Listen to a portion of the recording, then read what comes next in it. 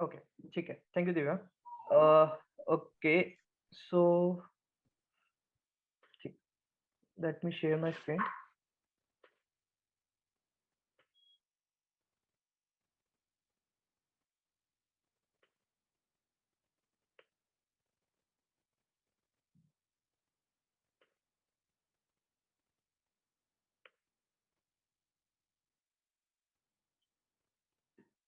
Okay, तो आज हम जिस चीज पे बात करेंगे वो है कंटेंट मेकिंग के ऊपर। कल हमने समझा कि कीवर्ड रिसर्च कैसे करनी है, किस नीश पे काम करना है, कैसे की सॉरी कैसे कीवर्ड्स ढूंढने हैं, या बाकी सब चीजें किस तरीके से करनी है, कीवर्ड क्यों जरूरी हैं, और कीवर्ड को हम फ्री बिना किसी पैसे के किस तरीके से हम ढूंढ सकते हैं, और बाकी सब चीजें कीवर्ड के ऊपर बात हुई। ठीक है, अब हमें हमारा कीवर्ड मिल गया, तो हमारा नेक्स्ट स्टेप क्या होना चाहिए? क्या नेक्स्ट स्टेप होना चाहिए कि हम नेक्स्ट वेबसाइट बनाना स्टार्ट करें? नहीं, नेक्स्ट स्टेप ऑफ कोर्स सी बात है कि हम एक कंटेंट बनाना, एक कंटेंट लेआउट बनाना स्टार्ट करेंगे कि किस तरीके से कंटेंट होना चाहिए, और उसके बाद हम वेबसाइट के ऊपर जाएंगे। बिल्कुल स्टेप बाय स्टेप चल रहा है, बिल्कुल आपको मतलब कोई उस चीज की टेंशन नहीं लेनी है कि मतलब कोई स्टेप मिस तो नहीं हो जाएगा। कि हमने फर्स्ट किया, कीवर्ड ढूंढे, कीवर्ड ढूंढने के बाद कंटेंट बनाया, कंटेंट बनाने के बाद वेबसाइट पे गए, वेबसाइट के बाद मार्केट किया, मार्केट के बाद मोनेटाइज किया। ऐसे ही वर्क करता है और हम ऐसे ही चलेंगे। ठीक है, तो आज की क्लास जो है वो कंटेंट मेकिंग पे है। आज जो क्लास होगी वो फोकस्ड होगी टेक्स्ट के ऊपर, क्योंकि हम इंटरनेट पे ज्यादातर टेक्स्ट, अगर आप वीडियो भी अपलोड कर रहे हो तो उसके अंदर भी हेडिंग्स होती है, और एआई जो होते हैं, जो एल्गोरिदम्स होते हैं, वो टेक्स्ट के बेसिस पे ही ज्यादातर रिसर्चेस दिखाते हैं। आप जो पूछते हैं वो टेक्स्ट के बेसिस पे पूछते हैं, थोड़ा थोड़ा अब वॉइस के ऊपर जा रहा है, बट अभी जो फोकस्ड है वो टेक्स्ट के ऊपर है। तो आज हम टेक्स्ट के ऊपर बात करेंगे फोकस होके, और कल मैं आपको बताऊंगा किस तरीके से इमेजेस और वीडियोस भी बनाने हैं। ठीक है, पहले मैं वीडियो नहीं ऐड कर रहा था इस कोर्स के अंदर, बट मैं सोच रहा हूँ कि अब वीडियो कंटेंट जो है वो बहुत ज्यादा बढ़ते जा रहा है, तो मैं आपको बेसिक वीडियो एडिटिंग भी बताऊंगा कल। ठीक है, प्लस ये भी बताऊंगा आपको बहुत अच्छी हाई क्वालिटी इमेजेस कैसे बनाएं, और उसके अंदर आपको ज्यादा स्किल्स की जरूरत नहीं है, और ज्यादा मेहनत की जरूरत नहीं है, फोटोशॉप आना जरूरी नहीं है। तो उस तरीके से आप किस तरीके से फोटो बनाएं, इमेजेस बनाएं, या फिर थंबनेल्स बनाएं, या जो भी इमेज फॉर्मेट में होता है, राइट? तो आज जो हम कल बात करेंगे कंटेंट मेकिंग पे बात करेंगे। अच्छा, आज की क्लास स्टार्ट करने से पहले मैंने पीपीटी बिल्कुल ही मतलब ऐसे बनाया है कि आपको समझ आ जाएगा देखते ही कि किस तरीके से क्या है। लेकिन फिर भी पीपीटी में सब नहीं आ सकता, राइट? पीपीटी में सिर्फ मेन टॉपिक आ सकते हैं। अगर मैं बहुत बड़ी पीपीटी बनाऊंगा तो फिर वो मतलब पीपीटी भी बहुत बड़ी हो जाएगी, मतलब वो इतनी बड़ी हो जाती है कि 50-60 स्लाइड्स तक जाती। तो कोशिश कोशिश क्या कीजिए, अभी आप 2 मिनट लीजिए और पेन और एक पेपर अपने पास रख लीजिए, या फिर अपने लैपटॉप में आप नोट्स लेना चाहते हैं तो नोट्स ले लीजिए। तो मैं आपको एक चेकलिस्ट भी दे दूंगा। ठीक है, वो आपको राइट डाउन करनी पड़ेगी वो चेकलिस्ट, अगर होगा तो मैं बना के बाद में उसके ऊपर डाल दूंगा। लेकिन वो जरूरी है, ठीक है, कि आपको जो भी आप टेक्स्ट यूज करोगे, जो भी चीजें आप करोगे, आपको आप चेक करते जाना कि अच्छा हेडिंग के अंदर ये चीज करी चेक, ये चीज करी चेक। तो इस तरीके से मैं आपको एक पॉइंटर्स दे दूंगा जिन पे आप वर्क कर सकते हो। ओके, तो सबसे पहले हम कंटेंट मेकिंग पे किसके ऊपर बात करेंगे? कंटेंट मेकिंग बेसिकली जब करते हैं तो किस किन चीजों पे ध्यान देना चाहिए?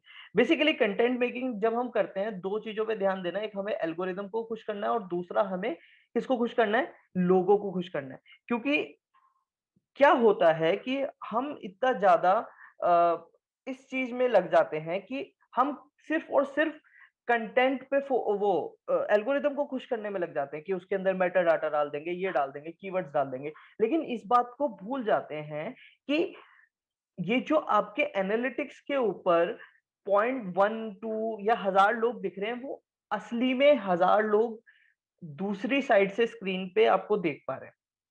ठीक है, तो जो हमारा कंटेंट बनाने का तरीका होना चाहिए वो इस पे तो फोकस होना ही चाहिए कि एल्गोरिदम को कैसे खुश करें। लेकिन इस पे भी फोकस होना चाहिए कि जो हम कंटेंट बना रहे हैं वो सामने वाले इंसान को अच्छा लग रहा है कि नहीं लग रहा।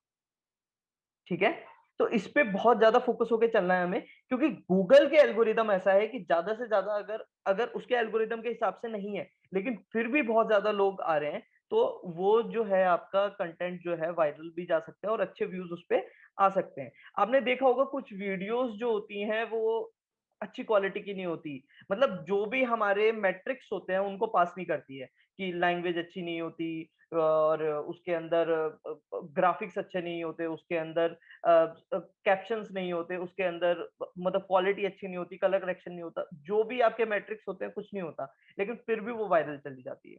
तो इन द एंड जो गूगल चाहता है वो भी यही चाहता है कि ज्यादा से ज्यादा लोग देखें आपका कंटेंट, इसलिए वो भी चल रहा है।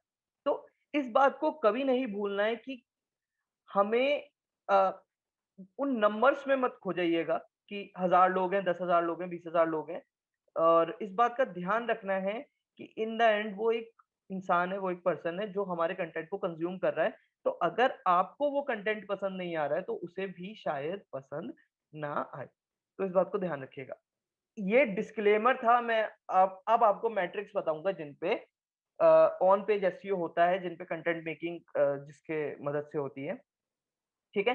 कंटेंट मेकिंग बेसिकली हम टेक्स्ट पे बात कर रहे हैं तो आप किसी भी वर्ड फॉर्मेट को आप यूज कर सकते हैं। गूगल, अगर आप ऑनलाइन ज्यादा काम करते हैं, गूगल डॉक्स है, बिल्कुल फ्री है। अगर आप ऑफलाइन ज्यादा काम करते हैं तो आप वर्ड को यूज कर सकते हैं या और किसी भी टूल को यूज कर सकते हैं, नोटपैड को, उसमें कोई प्रॉब्लम नहीं है। लेकिन जब बना रहे हो तो इन चीजों का ध्यान रखिएगा।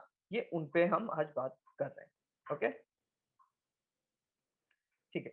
तो सबसे पहले हम जो बात कर रहे हैं वो कर रहे हैं सॉरी टाइटल के ऊपर। ऑन पेज एसईओ के अंदर, ऑन पेज एसईओ क्या होता है? सबसे पहले मैं थोड़ा सा एसईओ के बारे में बता चुका हूं मैं, लेकिन फिर से थोड़ा सा बताता हूँ। एसईओ क्या होता है? सर्च इंजन ऑप्टिमाइजेशन होता है। सर्च इंजन ऑप्टिमाइजेशन क्या होता है? हम सर्च इंजन को बताते हैं, सर्च इंजन के हिसाब से एक मान लेते हैं, एक हाँ इंसान है सर्च इंजन, जो कहता है कि अगर आप ये चीजें करोगे ना तो मैं बहुत खुश रहूंगा। तो हमें बस उस एल्गोरिदम को खुश रखना है, उसकी बेसिक रिक्वायरमेंट पूरी रखनी है, सो दैट वो भी हमें रिटर्न में कुछ चीजें दे पाए। ठीक है, एज सिंपल एज दैट, कि हमें उस अपने कंटेंट को ऑप्टिमाइज करना है सर्च इंजन के हिसाब से।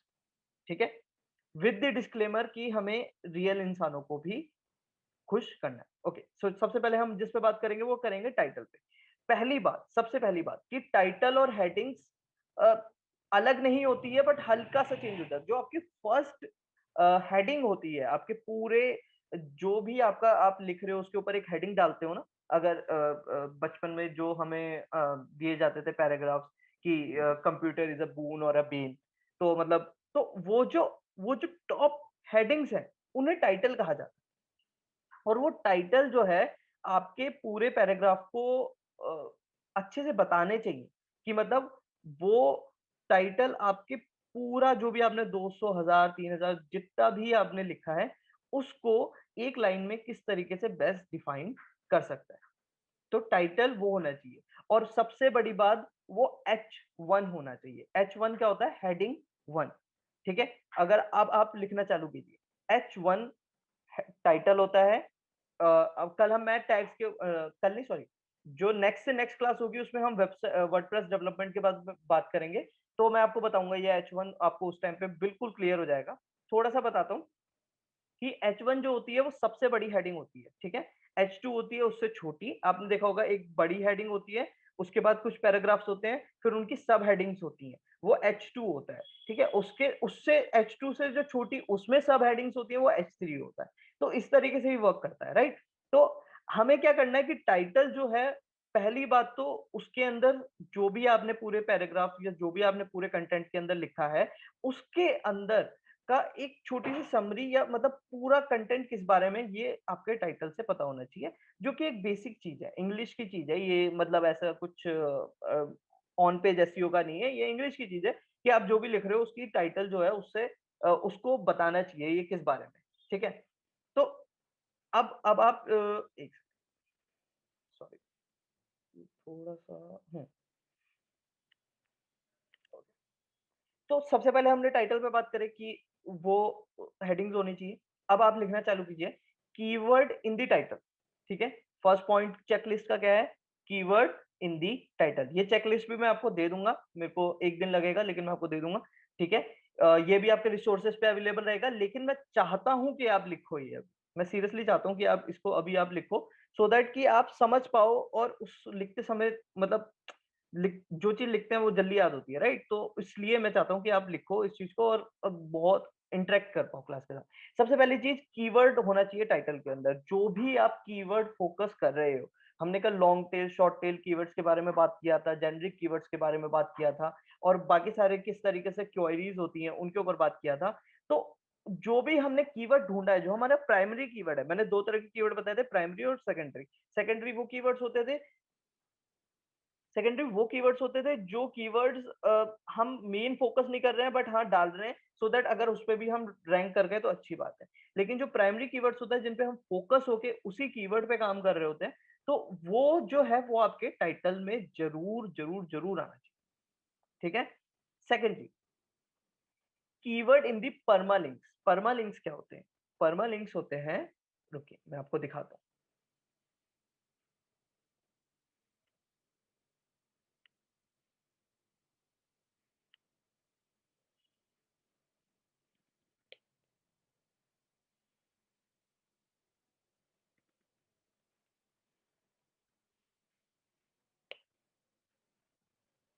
ठीक है। ये नील पटेल है। ठीक है, नील पटेल एक बहुत बड़े डिजिटल मार्केटर है, उनको देखते हैं।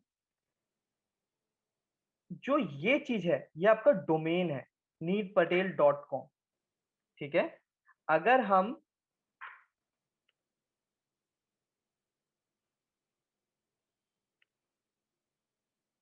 ये देखिए, ये जो डोमेन के बाद ये छोटी सी आपको लाइन दिख रही है आपको, ये इन्हें कहते हैं परमा लिंक्स। इन्हें कहते हैं परमा लिंक्स। PERMALINKS। ठीक है, परमा लिंक्स। अब आपने कभी कभार देखा होगा कुछ साइट्स के पीछे ऐसे ऐसे कुछ भी लिखा होता है। ठीक है। एक तरीका ये, वो जो ऑटो जनरेटेड लिंक्स होते हैं वो ऐसे दिखते हैं, और जो खुद से बनाए हुए होते हैं और खुद से मतलब उन्हें मतलब फोकस किया जाता है, वो इस तरीके से होते हैं। तो ये इस हैशटैग और इस कीवर्ड को फोकस कर रहे हैं, how to start a blog. देखो, how to start a blog इनके परमा लिंक में भी है, और इनके, सॉरी मैंने इसे मार्क नहीं कर पा रहा, हाँ, इनके टाइटल में भी। ठीक है। तो जो जो भी चीजें हैं ना, मतलब सारे ही लोग ऐसा कर रहे हैं, बड़े से बड़ा डिजिटल मार्केटर भी वही कर रहा है जो आप करोगे। जो आपको बताया जा रहा है वही बड़े से बड़ा डिजिटल मार्केटर कर रहा है।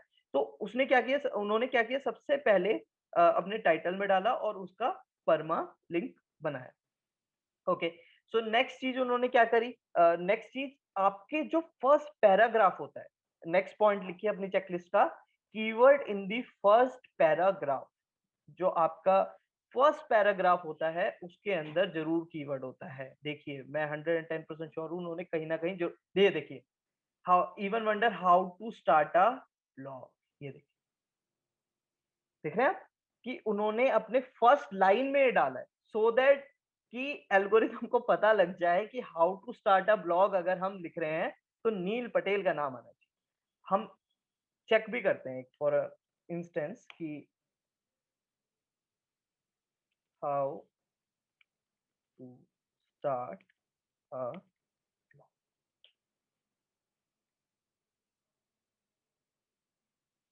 ये देखिए, थर्ड नंबर पे नील पटेल रैंक कर रहे हैं। ये देखिए, neetpatel.com, how to start a blog, ये एग्जैक्ट वही लिंक खोलेगा। आप समझ रहे हैं इस बात को, कि आपको सबसे पहले क्या करना है, अपने टाइटल में डालना है, परमालिंक्स में डालना है, और आपको अपने खुद के फर्स्ट लाइन में डाल पाए तो अच्छी बात है। अगर आप नहीं डाल पा रहे तो फर्स्ट पैराग्राफ में जरूर होना चाहिए। ठीक है। ओके। जो नेक्स्ट चीज आती है वो होता है keywords in the alt tag. Alt tag क्या होते हैं? ये देखिए, ये एक इमेज है, हर एक इमेज का एक ऑल्ट टैग होता है। वो भी मैं आपको, जब आप वर्डप्रेस की वेबसाइट बताएंगे, मैं ये सब आपको उस टाइम पे बताऊंगा कि कैसे डालना है। अभी आपको सिर्फ उस पर फोकस करना है कि क्या करना है। ठीक है। अभी उस पर फोकस नहीं करना है कि कहाँ कैसे डालें, वो भी बताऊंगा नेक्स्ट क्लास, इमेज और वीडियो के बारे में भी उसके नेक्स्ट बाद वर्डप्रेस पे ही आ रहे हैं, वेबसाइट डेवलपमेंट पे ही आ रहे हैं। तो लेकिन इस बात को ध्यान रखिएगा, इसलिए मैं कह रहा हूँ नोट्स बना के चलिए, एक नई नोटबुक ले लीजिए जिसमें आप नोट्स बना के चलेंगे, उससे आपको बहुत ईजी होगा, आप कभी भी वापस आके उन्हें पढ़ सकते हैं, सो दैट आपको हमेशा याद रहेंगे। ठीक है। अब आपने सब उसके बाद क्या किया, आपने किया कि उन्होंने ऑल टैग डाला। ऑल टैग ऐसे तो उन्होंने तो बहुत इजीली डाल दिया होगा, लेकिन अगर देखना चाहें तो ऑल टैग्स यहाँ से दिखता है। ठीक है। अगर आप उनके कोड में चले जाएं, उनके फोटो के अंदर चले जाएं, तो उन्होंने देखिए फोटो डाल रखी है, तो ये देखिए अच्छा उन्होंने हाइड कर रखा लग रहा है। नहीं नहीं नहीं, ये देखिए ऑल्ट, ये ऑल्ट टैग है, how to start a blog. देखा आपने कि उन्होंने ऑल टैग के अंदर भी सेम कीवर्ड डाल रखा है, इमेजेस के अंदर भी सेम कीवर्ड है। जो उन्होंने मेन फोकस किया, हमने कल बात करी थी ना कि एक प्राइमरी होना चाहिए, उन्होंने प्राइमरी जो है वो इसको ले रखा है, how to start a blog. वो उनके टाइटल में है, उनके परमा लिंक्स में है, उनके इमेजेस में है, उनके पैराग्राफ के फर्स्ट लाइन के अंदर। ठीक है। तो हमने चार चीजों पे अभी बात करी है जो आपको अभी लिखनी है। Permalinks, keywords in permalinks, keywords in all tags, keywords in title, keywords in first link line of paragraph. ठीक है। इन चार चीजों को आपको लिखना है। ये अभी मैं उन पे बात कर रहा हूँ कहाँ कहाँ कीवर्ड्स आएंगे, अभी धीरे धीरे चलेंगे हम और सब चीजों पे बात करेंगे। उसके बाद हम बात करते हैं कि आपको ऑल टैग्स आपने डाल दिए, आपकी जो कीवर्ड डेंसिटी होनी चाहिए। कीवर्ड डेंसिटी कैसे निकलती है, एक एवरेज निकलती है। 100 शब्दों के अंदर जो कीवर्ड डेंसिटी होनी चाहिए वो होनी चाहिए 1.5। मतलब अगर आपके 100 शब्द हैं तो एक से या दो से ज्यादा बार नहीं आना चाहिए, फिर उसे कहते हैं हम कीवर्ड स्टफिंग। अगर आपने ज्यादा बार कीवर्ड आपने डाला है तो उसे हम कहते हैं कीवर्ड स्टफिंग। और कीवर्ड स्टफिंग कभी मत करना। गूगल पहले बहुत लीनियंट हुआ करता था, अब टाइम के साथ गूगल बहुत बहुत स्ट्रिक्ट हो गया अपनी गाइडलाइंस को लेके। इवन अगर आप अभी भी न्यूज को फॉलो कर रहे हो गूगल यूट्यूब की, और अब करना भी चाहिए अगर आप डिजिटल मार्केटिंग सीख रहे हो तो इवन यूट्यूब पे कम्युनिटी गाइडलाइंस और इन सब चीजों पे वो बहुत ज्यादा स्ट्रिक्ट हो गए हैं। तो इन चीजों को लीनियंट मत लीजिएगा कि 4 से 4 5 6 7 10 बार की कीवर्ड ही भर रहे हैं बैठ के कि हमारा रैंक कर जाएगा, उससे रैंक नहीं करेगा। और बल्कि गूगल इतनी बहुत बहुत रैंक गिरा देगा, बहुत रैंक गिरा देगा। ठीक है, कोई फायदा नहीं होगा। और अ, इस तरीके से ही आपको करना है। ये 5 7 रूल है जो गूगल ने खुद दे रखे हैं। गूगल बताता है अपनी कम्युनिटी गाइडलाइंस के अंदर कि मैं ये चेंजेस कर रहा हूँ, इस चेंजेस से क्या होगा, किस तरीके से होगा। उसके बाद मार्केटर्स आपको वो सॉल्व करके वो आपको पॉइंट्स बताते हैं, राइट, जो कि मैं कर रहा हूँ आपको आपके लिए। ठीक है, कि आपको सॉल्व करके पॉइंट्स बता रहा हूँ, अगर आप ऐसे ऐसे करेंगे तो आप वर्क कर जाएंगे। यही टॉप मार्केटर्स कर रहे हैं और यही आपको करना है, इसी से यही वर्क करता है और ये सबके लिए वर्क कर रहा है और ये काफी टाइम से वर्क कर रहा है। ठीक है। अच्छा, अब हमने बात कर ली कि कीवर्ड के ऊपर बात कर ली, राइट। और अब हम आगे चलते हैं कि ऑन पेज रैंकिंग फैक्टर्स क्या होता है। ठीक है। अब आप हेडिंग डालिए on page SEO ranking factors. ठीक है। सबसे पहली बात, परमालिंक्स के अंदर स्टॉप वर्ड्स नहीं आने चाहिए। Stop words as in for an example कि जो वर्ड्स आपकी लाइन को कंप्लीट होने से for an example dot, question mark, exclamation mark, wow, ये मतलब इस तरह की जो स्टॉप वर्ड्स होते हैं ना, आप इसको गूगल करके देखिएगा, आपको बहुत सारी लिस्ट मिल जाएगी। ठीक है। और स्टॉप वर्ड्स को परमा लिंक्स के अंदर यहाँ पे ये डोमेन, अच्छा मैं आपको थोड़ा सा लिंक के बारे में बता दूं। ठीक है। लिंक क्या होता है कि HTTP होता है हमारा, हाइपर टेक्स्ट ट्रांसफर प्रोटोकॉल, जिसपे हमारा वो चलता है, वर्ल्ड वाइड वेब चलता है, www। ठीक है। और उसके बाद ये एस जहां साइट पे लगा होता है, ये आपकी साइट पे जरूर होना चाहिए। एस का मतलब सिक्योर होता है। ठीक है। उसके बाद ये जो चीज होती है ये हमारा डोमेन होता है, जो हमने डोमेन बाय कर रहा होता है, जिसके जो नाम होता है हमारी वेबसाइट का। और ये हमारे परमालिंक्स होते हैं जो हमारी साइट के स्पेसिफिक पेज पे आपको लेकर जाते हैं। ठीक है। तो इसके अंदर कोई भी स्टॉप वर्ड्स नहीं होने चाहिए। ठीक है। उसके बाद बात करते हैं आपके कंटेंट के अंदर ग्राफिक्स होने चाहिए, चाहे वो इमेजेस ग्राफिक्स हो या वीडियो ग्राफिक्स। ठीक है? चाहे वो इमेजेस हो, चाहे वो वीडियोस हो, चाहे वो इन्फोग्राफिक हो, किसी भी तरीके का ग्राफिक होना चाहिए, क्योंकि अगर आप बहुत बड़े-बड़े विकी अच्छा किसी ने नहीं पढ़ा होगा, मतलब अगर आपने सही में पढ़ा है तो सही में यस या नो लिखना चैट के अंदर कि आपने कभी वर्डप्रेस कह रहा हूँ, विकिपीडिया का पूरा टिप स्टार्ट से टिप एंड तक कभी भी पढ़ा है? तो वो नहीं पढ़ते लोग, क्योंकि वो इतना लेंथी होता है, उसमें बहुत कम इमेजेस होती हैं। ठीक है? इस साइट को इस तरीके से बनाने के लिए उनको इन्होंने हर जगह पे ग्राफिक्स डाले हैं, उसको इतना अच्छा बनाया है, ये फ़ॉन्ट यूज़ किया है, स्पेसेस दिए हैं, उसपे हम बात करेंगे। ठीक है? ये देखो, हर एक स्क्रॉल में इमेज होगी, अगर आप ध्यान से देखोगे। एक स्क्रॉल में इमेज, दूसरे स्क्रॉल में इमेज, उसके बाद हेडिंग है और उसके बाद इन्होंने इमेजेस का यूज़ नहीं किया। फिर क जहाँ यूज़ हो रहा है, उन्होंने एक इमेज का यूज़ किया है, उसके बाद थोड़ा-सा टेक्स्ट है और इधर उन्होंने ऐड डाला है अपना और उसके बाद फिर थोड़ा-सा है, फिर उन्होंने ऐड डाला है, फिर उन्होंने इमेज डाली है, फिर उन्होंने अपने चार्जेस लिखे हैं, फिर उन्होंने एक इमेज डाली है। तो मतलब हाँ, रेलेवेंट हो उस इमेज का, ऐसा नहीं है कि जानबूझ के डालना ही डालना है। उस इमेज का रेलेवेंस होना चाहिए उसका कि अगर यूज़ हो रही है तो डाल देंगे, अगर नहीं यूज़ हो रही है तो नहीं डालेंगे। लेकिन कोशिश कीजिए हर एक स्क्रॉल में एक इमेज आ जाएगी तो बेटर रहेगा। ठीक है? उसके बाद हम बात करेंगे कि मल्टीमीडिया आपको ऐड करना, उसके बाद हम बात करेंगे कि आइडल वर्ड्स क्या होते हैं? लोग पूछते हैं कि यार एक ब्लॉग अगर हम लिख रहे हैं तो एक आइडल वर्ड लिमिट क्या होगी हमारे ब्लॉग की, है ना? कि हम 200 शब्द लिखें, 300 शब्द लिखें, 400 लिखें, 500 लिखें, कितने शब्द लिखें कि कितने वर्ड्स लिखें कि हम मतलब कितने वर्ड्स बेटर रहते हैं। तो जो आइडल है वो है 1200 टू 1500।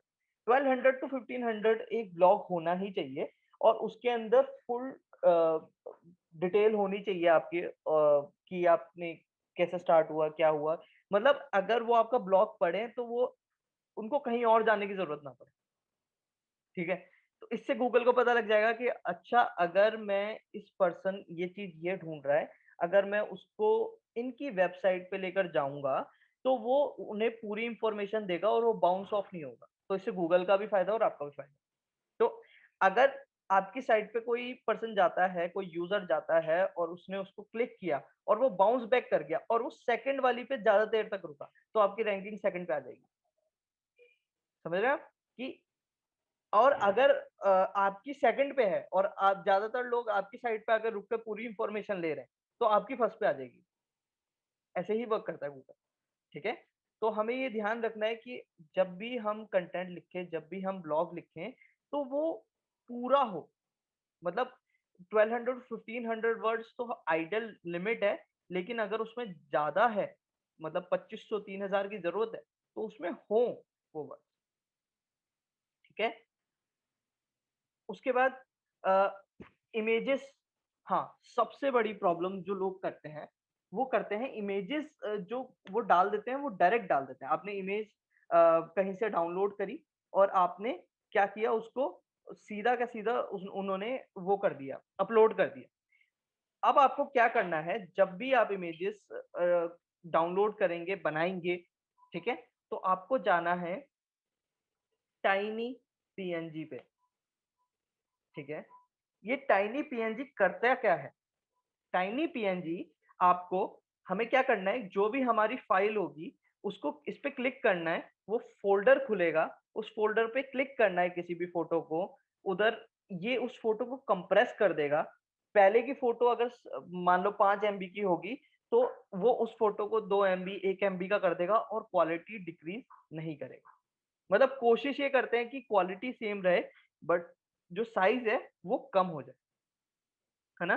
तो ये हमें ज़रूर ध्यान रखना है, क्योंकि अगर आप बड़ी इमेजेस डालोगे तो बेसिकली हमारी जो वेबसाइट है वो 2 चीज़ों से मिलके बनती है। एक हमारे होस्ट से बनती है और एक डोमेन से बनती है। डोमेन क्या होता है हमारा, जो हमारी वेबसाइट का नाम होता है। होस्ट क्या होता है, जो वो स्पेस होती है। ये आपको ये साइट जो दिख रही है, ये खुली है, कि कहीं न कहीं तो होगी ना सिचुएटेड। जैसे हमारे पीसी के अंदर जो फाइल्स होती हैं, ऐसे ही बड़े-बड़े सर्वर्स हैं, उनमें ये सारी फाइल्स हैं। ये वो फाइल खुल रही हैं। ठीक है? तो अगर आप अपने होस्ट को हेवी कर दोगे, अगर आप अपने होस्ट पे इमेजेस डालोगे जो कि हम कंप्रेस करके सेम क्वालिटी में प्रोवाइड कर सकते हैं, तो वो क्या होगा कि जल्दी-जल्दी भरने लग जाएगा और हमें पता है कि अगर जल्दी चीजें बढ़ने लग जाती है किसी भी कंप्यूटर के अंदर, तो वो क्या होता है, स्लो हो जाता है। तो हमें क्या करना है कि किसी भी हमें जो इमेजेस है वो कंप्रेस करके डालनी है, जिससे वो कम स्पेस ले और जल्दी लोड हो, पहली बात, और हमारी स्पेस भी कम खाए होस्ट पे, ठीक है ना, हमें और स्पेस ना लेना पड़े होस्ट पे, ठीक है। तो उसके बाद जो चीज होती है, आपने लिख लिया 3 पॉइंट मैंने बताया आपको। Remove all stop words from permalinks, add multimedia, ठीक है, photo, video, slides, infographics, images, इस तरीके से, और आइडल लिमिट इज 1200 टू 1500, ठीक है। उसके बाद optimise image before uploading, compress and resize.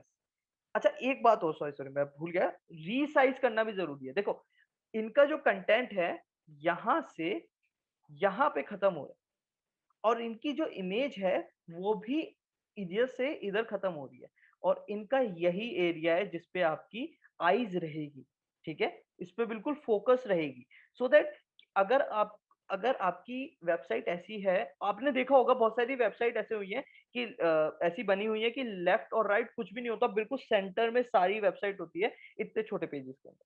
उनका मेन फोकस ही यही है कि आपकी आईबॉल जो है वो कम से कम डिस्ट्रैक्ट हो, कि जब आप पढ़ रहे हो तो आपकी आईबॉल हिले नहीं, आपकी आईबॉल स्टिक रहे, कि एक लाइन मैंने अगर पढ़ी है तो उसी लाइन के जस्ट नीचे कुछ अगर इमेज है तो वो उससे रिलेटेड होनी चाहिए, उससे नीचे जो टेक्स्ट है वो उससे रिलेटेड होना चाहिए, और वो सारा एक एक स्मूथ वे में नीचे से नीचे आना चाहिए। ऐसा नहीं होना चाहिए इमेज इतनी बड़ी है, टेक्स्ट इतना सा, फिर वीडियो इतनी बड़ी है, फिर टेक्स्ट इतना, फिर वो इतनी बार आईबॉल हिलेगी कि आधे से ज्यादा लोग बाउंस बैक कर देंगे। तो आपका जो आपकी इमेजेस है वो रीसाइज्ड होनी चाहिए और बिल्कुल आपके कंटेंट से मैच करनी चाहिए, ठीक है। उसके बाद हम बात करेंगे, ये आपने लिख लिया, optimise image before uploading, dash, compress and resize, ठीक है। उसके बाद हम बात करेंगे ऑप्टिमाइज पेज लोड स्पीड।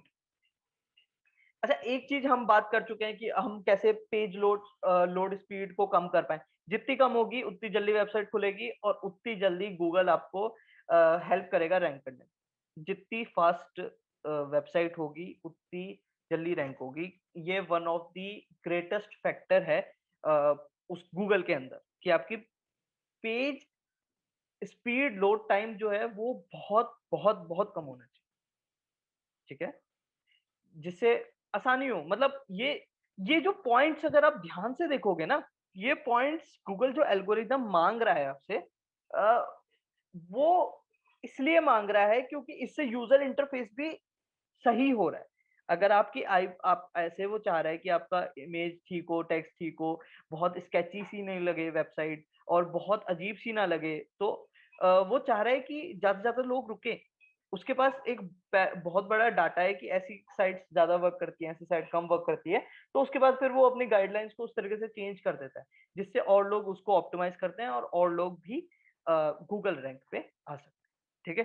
तो बेसिक जो फंडा है वो यूजर इंटरफेस ही बेटर बनाना है, ठीक है, ये एल्गोरिदम्स को खुश करना पॉइंट है, बट हाँ उस पे फोकस होके नहीं चलना है, मेन फोकस हमारा यूजर इंटरफेस पे है, यूजर एक्सपीरियंस पे है, ठीक है। उसके बाद हम बात करेंगे create a Meta title of fewer than 65 characters. अब मेटा टाइटल होता क्या है, मेटा डिस्क्रिप्शन क्या होता है, ठीक है, अभी मैं आपको दिखाऊं।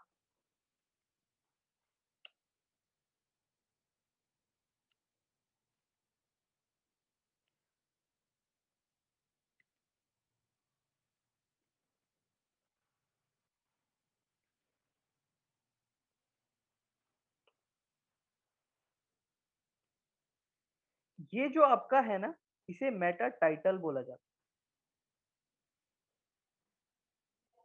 ठीक है, इसको मेटा टाइटल बोला जाता है।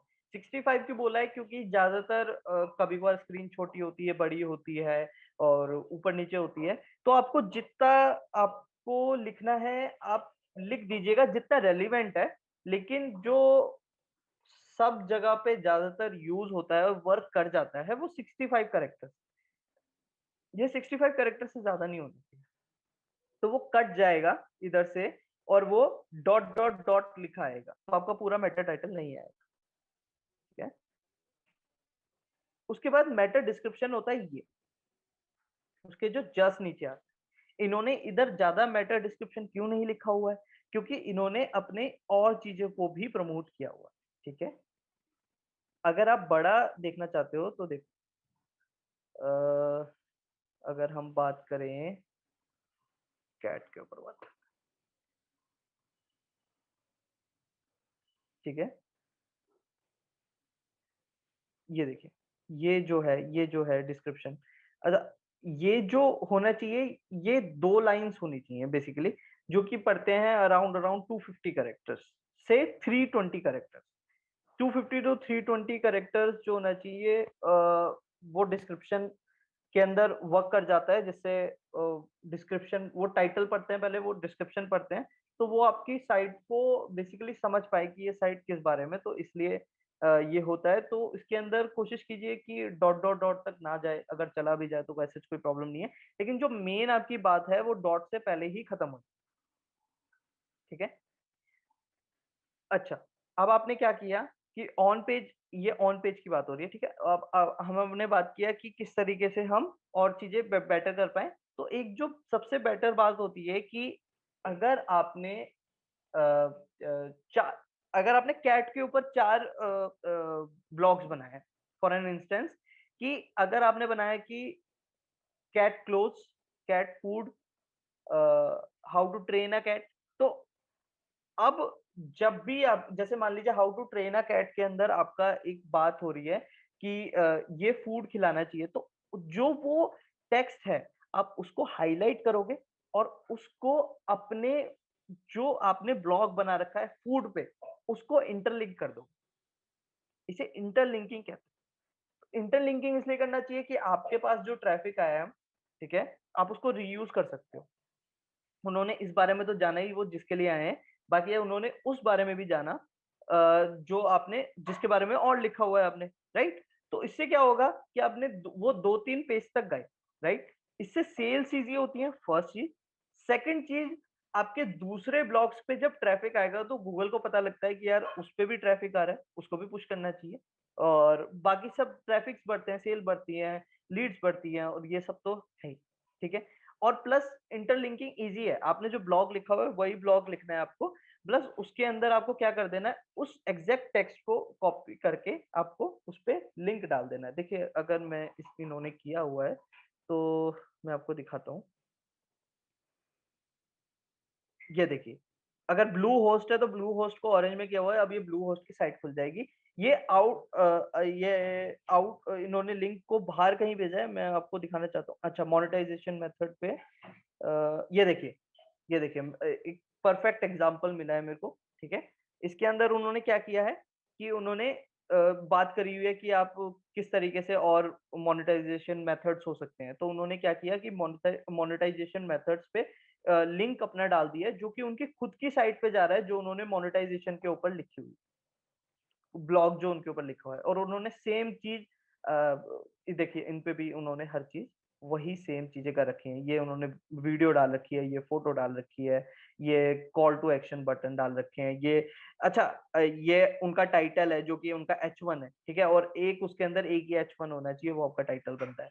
ये उनका H2 है, ठीक है। और उसके बाद अगर इन्होंने H3 यूज, मतलब जबरदस्ती नहीं यूज करना, लेकिन आप यूज कर सकते हो। जैसे इन्होंने कोई रेफरेंस दिए हुए हैं, उनकी इमेजेस है, हर एक आप इसमें देख सकते हो, हर एक स्क्रॉल में एक फोटो उन्होंने डालने की कोशिश करी है, ठीक है। और इस तरीके से ये देखिए, हर एक स्क्रॉल में एक फोटो डालने की कोशिश करी है, हर एक स्क्रॉल में।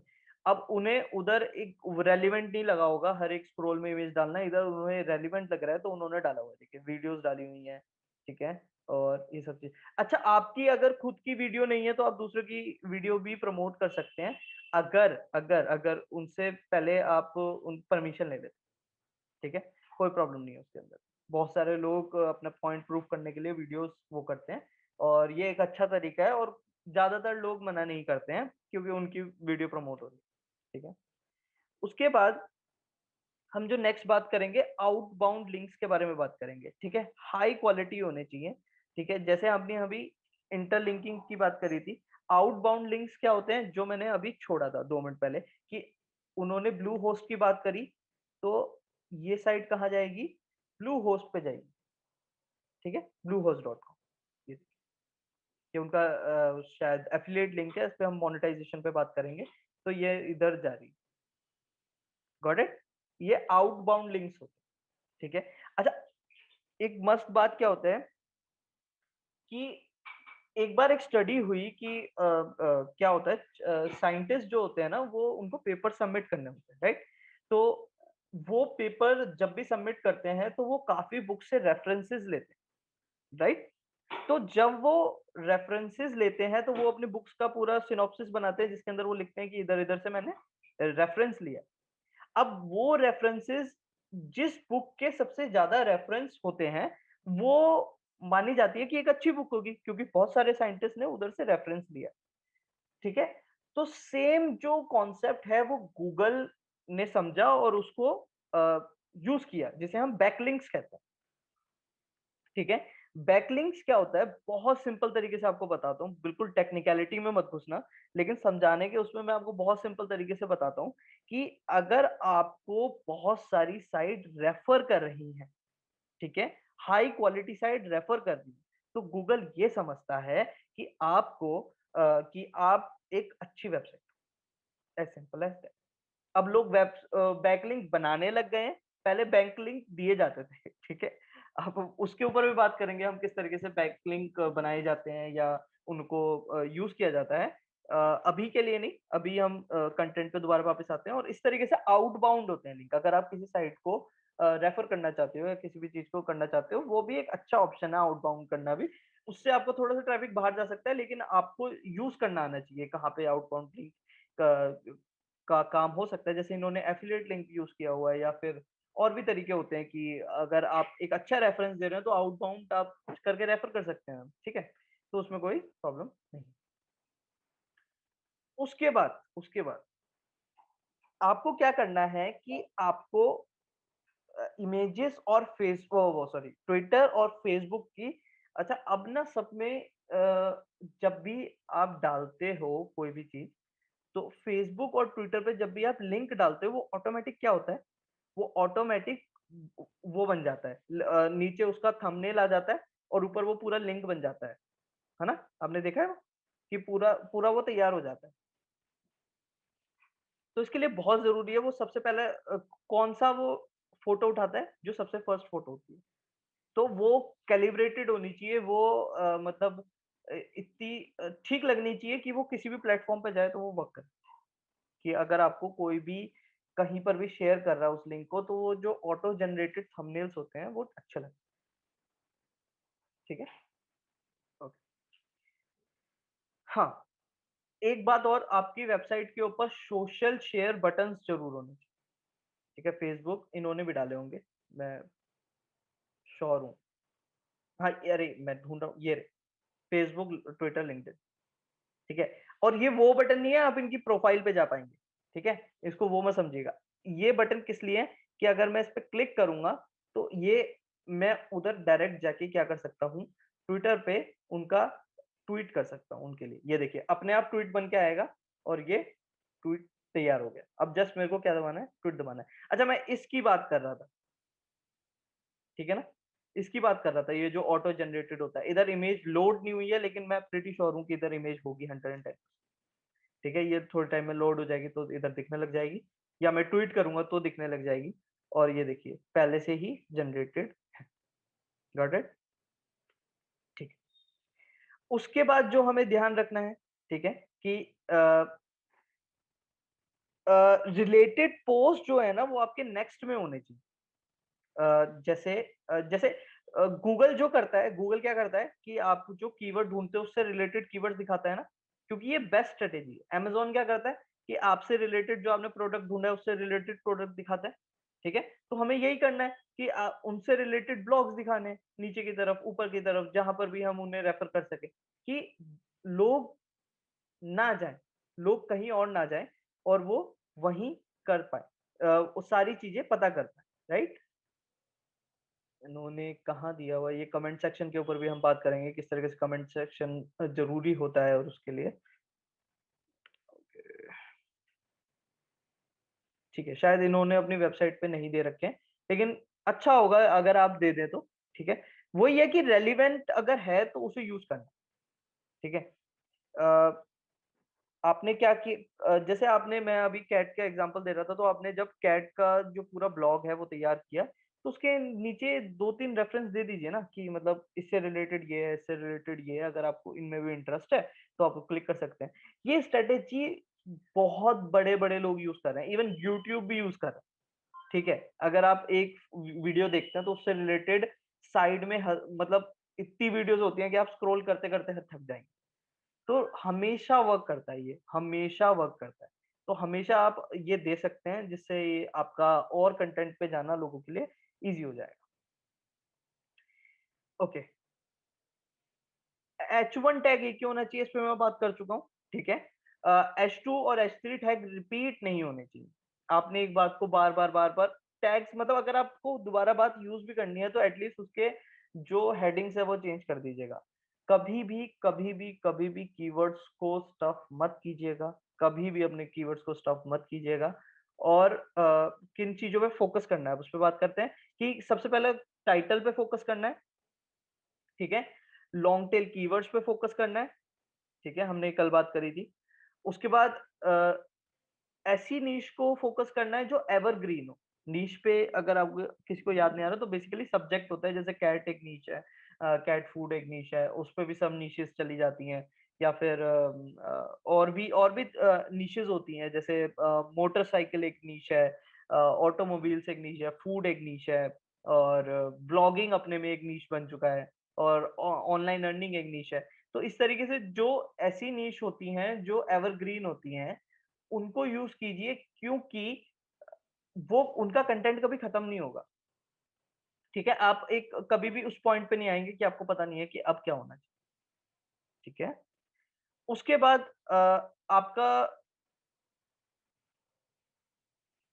हाँ, जो जब भी आपका ब्लॉग जो है, जब खत्म होगा, उसके एंड में कॉल टू एक्शन होना चाहिए। कॉल टू एक्शन कुछ भी हो सकता है, कि आपके सोशल मीडिया पे जाए जैसे जैसे यूट्यूबर्स आपने बहुत सारे देखे होंगे, यूट्यूबर्स बोलते हैं कि अब आप मेरे सोशल मीडिया पे जा सकते हो, मेरा इंस्टाग्राम का हैंडल ये है, ठीक है? उसी तरीके से ब्लॉग में हम यूज़ करते हैं कि एंड के अंदर या कहीं भी बीच में कोई बटन होना चाहिए, ये देखिए।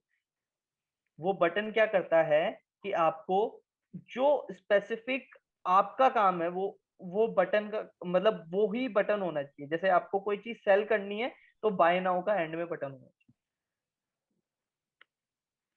इसके अंदर मैं अगर दिखाना चाहूँ तो यार ये देख रहे हैं आप कि कितना बड़ा ब्लॉग लिखा है। वो ब्लॉग इसीलिए इतना बड़ा है क्योंकि जितने बड़े ब्लॉग होते हैं उतना बेटर होता है। अच्छा इन्होंने शेयर के लिए किया हुआ है। प्लस उन्होंने बीच-बीच में डाले हुए हैं कि अगर आप उनकी सर्विसेज़ बाय करना चाहते हैं। सेम आपको भी करना है, ठीक है? बीच में तो आपको कॉल टू एक्शन डालना ही है, लेकिन एंड में ज़रूर एक कॉल टू एक्शन आपका होना चाहिए, ठीक है? बेसिक फंडा ये था ऑन पेज एसईओ का। ये हमने आज कंटेंट मेकिंग के अंदर टेक्स्ट के अंदर ऑन पेज एसईओ की बात करी है, ठीक है? और उस ऑन पेज एसईओ बेसिकली ये था, ठीक है? अभी मैं आपको थोड़ा-सा कंटेंट मेकिंग के ऊपर भी बताऊँगा, ठीक है?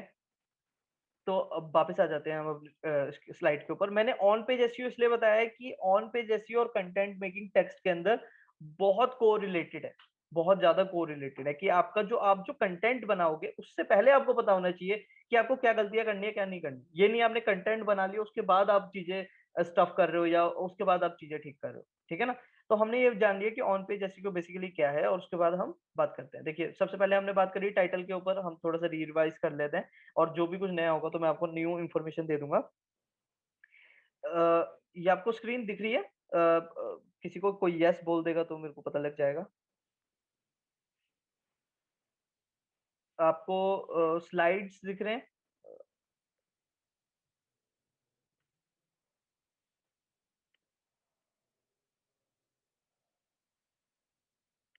अ, कोई येस नो बता सकता है आपको स्लाइड्स दिख रही हैं कि नहीं दिख रही हैं?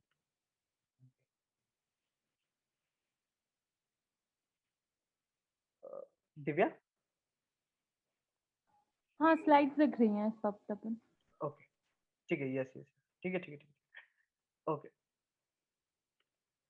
ओके, सो हमने सबसे पहले बात करी कि हमने टाइटल के ऊपर बात करी, हमें टाइटल पे क्या-क्या चाहिए? टाइटल में हमें सबसे पहले चाहिए कि हमारा जो टाइटल है, वो क्या होना चाहिए कि उसमें कीवर्ड्स होना चाहिए, ठीक है? आप अपने नोट्स भी चेक करते जाइए, उसमें कीवर्ड्स होना चाहिए, ठीक है? सबसे पहली बात। दूसरी बात, इतने बड़े नहीं होने चाहिए कि वो मेटा टैग के अंदर ना आए, मतलब अगर टाइटल है तो वो रेलेवेंट हो और पूरे पैराग्राफ के बारे में बताएँ, ये सब चीज़ें उस टाइटल के अंदर होनी चाहिए। सेकंड चीज़ क्या होना चाहिए? यूआरएल, यूआरएल के अंदर जो आपका डोमेन के बाद जो परमालिंक होता है, परमालिंक के अंदर एग्ज़ैक्ट कीवर्ड होना चाहिए, ठीक है? उसके बाद डिस्क्रिप्शन, डिस्क्रिप्शन के अंदर जो बेसिकली आप पैराग्राफ्स वगैरह लिखेंगे, उसके अंदर बिल्कुल अच्छा, एक बात और मैं भूल गया, पैराग्राफ के अंदर एक चीज़ और नोट लिख लीजिएगा कि जो पैराग्राफ होने चाहिए वो डिवाइडेड होने चाहिए। मतलब ऐसा ना हो जो विकिपीडिया करता है कि बिल्कुल भर के आपने इतना पूरा पेज को भर दिया है तो कि कुछ समझ ही नहीं आ रहा कि मतलब ही मन ही नहीं करना पढ़ने का। जो हमने अभी थोड़ी देर पहले नील पटेल की वेबसाइट देखी थी, आपने देखा था 1 लाइन थी, उसके नीचे 2 लाइन थी। अगर अगर आपने ज़्यादा से ज़्यादा उन्होंने पैराग्राफ बनाया तो 2 से 3 लाइन्स का बनाया था सिर्फ, जिससे व्हाइट स्पेस दिखता रहे और आँखों को ऐसा स्ट्रेसिंग ना लगे कि यार ये सब पढ़ना पड़ेगा क्या? बुक्स पढ़ने के अंदर प्रॉब्लम यही होती थी कि वो बहुत, बहुत, बहुत ज़्यादा कंटेंट होता था और वो बोरिंग लगती थी, या मतलब अगर आपको लगती है तो, ठीक है? अगर मतलब फिर भी अगर उसके बीच में स्पेसेस दे दिया जाए, फ़ॉन्ट को थोड़ा ईज़ी कर दिया जाए, तो ये अच्छा लगता है। तो इन चीज़ों का डिस्क्रिप्शन में आपको ध्यान रखना है, ठीक है? उसके बाद हेडिंग्स, हेडिंग्स आपको मैंने बताया था H1 होती है, H2, H3। H1 सबसे ऊपर जो टाइटल बनेगा, H2 जो बाकी सारी हेडिंग्स यूज़ होंगी वो H2 यूज़ होंगी, और H2 के अंदर अगर कोई बात हो रही है और उसमें हेडिंग की ज़रूरत है तो वो H3 हो, ठीक है? नेक्स्ट स्लाइड सब, अच्छा सॉरी, मैंने हेडिंग में बता दिया, सब हेडिंग का अलग से लिखा हुआ था मैंने, तो सब हेडिंग्स का यूज़ ज़रूर करना है, जिससे आपका कंटेंट जो है वो बहुत अच्छे से डिवाइड होगा और सबको समझ में आएगा, ठीक है? अच्छा, जो टेक्स्ट होना चाहिए वो बोल्ड और इटैलिक आप उसके साथ खेल सकते हो, क्योंकि बोल्ड और इटैलिक एक अच्छा तरीका है। कोई चीज़ बहुत इम्पोर्टेंट है, तो वो बोल्ड होनी चाहिए, और कोई चीज़ अगर आप बात कर रहे हो या कुछ भी कर रहे हो तो उसपे कोट्स लगा दो, और मतलब ये सब चीज़ें, मतलब बेसिक इंग्लिश चीज़ें कि यार कि कुछ प्रेज़ेंटेबल चीज़ें कि आपको अगर कुछ चीज़ लग रही है कि यार ये इटैलिक में अच्छा लगेगा तो उसे इटैलिक कर दिया, और वो, ठीक है? इमेजेस के अंदर ऑल टैग ज़रूर होना चाहिए, हमने अभी पता किया है, जो आपका कीवर्ड होगा वो आपके ऑल टैग के अंदर जाएगा, इमेज के अंदर कैसे डालना है, वो मैं आपको वेबसाइट के अंदर बताऊँगा, क्योंकि वो वेबसाइट के अंदर ही डालना है। लिस्ट और टेबल्स का यूज़ ज़रूर करना है, लिस्ट और टेबल का ज़रूर यूज़ करना है। अगर आपको लग रहा है कि ये जो पैराग्राफ है मेरा, वो इतना बड़ा हो जाएगा कि कोई पढ़ेगा नहीं और मैं इसे छोटा भी नहीं कर सकता, तो उसे लिस्ट फॉर्मेट में लिख दो। बिल्कुल बेसिक 101 जो हम एग्ज़ाम के अंदर करते थे कि कंटेंट को बड़ा भी कर देते थे और उसको इतना मतलब लिखना भी कम कर दो। एग्ज़ाम के बिल्कुल वही टैक्टिक्स, ठीक है? कि लिस्ट फॉर्मेट में आपने लिख दिया है कि 10-15 जो भी लिस्ट बना दी है या टेबल्स बना दिए या ग्राफ्स बना दिए, उन सब का यूज़ करो, ना कि आप बिल्कुल कंटेंट पे ही फ़ोकस करो। उससे क्या करता है, कभी-कभार कंटेंट बोरिंग हो जाता है, ठीक है? उसके बाद थिंग्स टू रिमेंबर, जो मैंने आपको थिंग्स टू रिमेंबर में लिखवाया है, अगर आपने अच्छे से लिखा होगा तो उसके अंदर है वेबसाइट स्पीड, ठीक है? आपकी वेबसाइट स्पीड जितनी कम होगी, उतना अच्छा होगा। वेबसाइट स्पीड कम होनी चाहिए, ठीक है? उसके बाद आपका एचटीटीपीएस होना चाहिए, इसके बारे में मैंने बात करी है डोमेन के अंदर कि डोमेन क्या, उससे पहले जो कुछ साइट पे आपने देखा होगा एचटीटीपी होता है, कुछ साइट पे एचटीटीपीएस होता है। तो एचटीटीपीएस सिक्योर, मतलब एस का मतलब सिक्योर है, तो गूगल चाहता है कि सारी साइट सिक्योर हो, तो उसके लिए एक एसएसएल सर्टिफिकेट होता है, वो बहुत इजीली आजकल फ्री में मिल जाता है। वो भी मैं आपको वेब डेवलपमेंट वाली क्लास के अंदर ज़रूर बताऊँगा, किस तरीके से वो लेना है। लेकिन आपकी साइट एचटीटीपीएस ज़रूर, ज़रूर, ज़रूर होनी चाहिए, क्योंकि सॉरी, आधे से ज़्यादा जो आधे से ज़्यादा साइट्स जो एचटीटीपी की होती हैं, वो गूगल क्रोम ही रोक देता है, अगर आपने ध्यान से देखा होगा कि ये साइट सिक्योर नहीं है, वो एक लॉक बना जाता है रेड कलर का और क्रॉस आ जाता है, और वो गूगल क्रोम कहता है कि ये सिक्योर नहीं है। अगर आपको फिर भी जाना है तो आप जा सकते हो उसके अंदर, तो आपको एचटीटीपीएस होनी चाहिए। अच्छा, यूज़र एक्सपी कलर साइकोलॉजी के बारे में अभी मैं अभी थोड़ा-सा टाइम और लूँगा, तो यूज़र एक्सपीरियंस के बारे में बात करते हैं। यूजर एक्सपीरियंस बेटर होना चाहिए, मतलब इन द एंड जो आपका फोकस है वो यूजर है, वो एल्गोरिदम नहीं है। ये बात का हमेशा ध्यान रखना है, नंबर्स में नहीं खो जाना है कि मेरे 10,000 व्यूअर्स हैं या 10,000 यूजर्स हैं, इनमें नहीं खो जाना है। आपको पता होना चाहिए कि वो 10,000 इंसान है, वो पर्सन है जो आपको दूसरी साइड से स्क्रीन से देख पा रहे हैं। और आप जब उनको मतलब वो देख पा रहे हैं तो उनको ये सोचना है कि वो यूजर है, ना कि उन नंबर्स में खो जाना है कि 10,000 हो गए, 20,000 हो गए, 50,000 हो गए। तो उस पे फोकस करना है। अच्छा, अब हम बात करेंगे कलर साइकोलॉजी के बारे में, जो कि मैंने बताया था आपको, थोड़ी सी इंपॉर्टेंट है, अगर आपको पता है तो अच्छा रहेगा। और इसके साथ हम बात करेंगे फॉन्ट्स के ऊपर, ठीक है। एक मिनट, अब अगर किसी के कोई क्वेश्चन है तो क्वेश्चन पूछ लीजिए, ठीक है, मेरे से। अगर मैं अभी बता देता हूँ, उसके बाद कलर साइकोलॉजी करेंगे, और वो लास्ट ही टॉपिक है। अगर किसी के पास कोई क्वेश्चन है तो प्लीज अभी पूछ लीजिए मेरे से।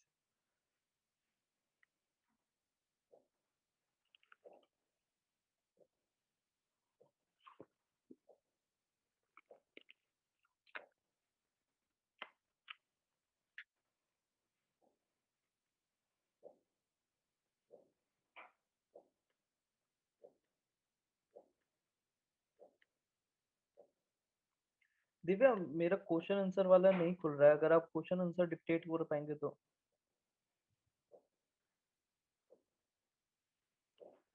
एक मिनट, मैं ट्राई करता हूँ। ओके, सो अनोनिमस मैंने भी अटेंड। किसी के क्वेश्चंस, हाँ, डिजिटल मार्केटर है नाम से है कोई, एसईओ में कितने दिन लगेंगे? एसईओ के अंदर ऐसा नहीं है कितने दिन के हिसाब से है। आज मैंने ऑन पेज और ऑफ पेज के बारे में ऑन पेज के बारे में पूरा बता दिया है। अब जब नेक्स्ट क्लास होगी, मैं वेबसाइट डेवलपमेंट के बारे में, ऑफ पेज के बारे में बता दूंगा। फिर कुछ टॉपिक्स हैं, मतलब एसईओ के अंदर जो थोड़े थोड़े दिनों में चलते रहेंगे। SEO as in basic basic आज खत्म हो गया है, ठीक है। ऑफ पेज के बारे में भी हम आगे बात करेंगे, जब हम वेबसाइट के ऊपर बात करेंगे तो उस टाइम पे मैं आपको समझा पाऊंगा कि इससे बैकलिंक यूज होते हैं और वो सब यूज होता है, ठीक है। तो अभी चलता रहेगा, अभी है एसईओ की, मतलब एक एक क्लास और मान सकते हो आप एसईओ की, लेकिन ऐसा एसईओ फोकस्ड क्लास नहीं है। वो ऐसे ही मिक्स ही होगा, क्योंकि एग्जैक्टली एसईओ अगर मैं आपको बताऊंगा तो आप एसईओ के पीछे ही वो हो जाओगे। लेकिन एसईओ इन सब पार्ट का एक इंटीग्रेटेड पार्ट है। तो या what should be density of keywords. अच्छा, 1.5%, 100 में से एक दो बार आप कीवर्ड यूज कर सकते हो। 1.5%, 1.5 to 2%, इससे ज्यादा मत यूज करना, कीवर्ड स्टफिंग हो जाता Tapan Sobia is asking, show us some live example. है। ऑफ व्हाट एग्जैक्टली, मैंने बहुत सारी चीजें बताई है, मैंने उसके लाइव एग्जांपल भी आपको वेबसाइट पे दिखाए हैं। आप किसका एग्जांपल एग्जैक्ट देखना चाहते हो, आप वो बताइए, मैं उसको खोल के बता देता हूँ। क्योंकि मैंने अब जितनी चीजें बताई है वो तो आपको लाइव ही दिखाया है ना। आपको इंटरलिंकिंग, आउटबाउंड्स वगैरह सब कुछ तो दिखाया ही है आपको। अगर आप कोई स्पेसिफिक जानना चाहते हो तो उसका वो मेरे को बताओ। इवन मैंने ऑल टेक्स्ट का भी बताया, तो बताओ मेरे को एग्जैक्टली क्या है। बाकी सब मैंने ऑनलाइन लाइव बताया, इसीलिए वो वेबसाइट खोली थी।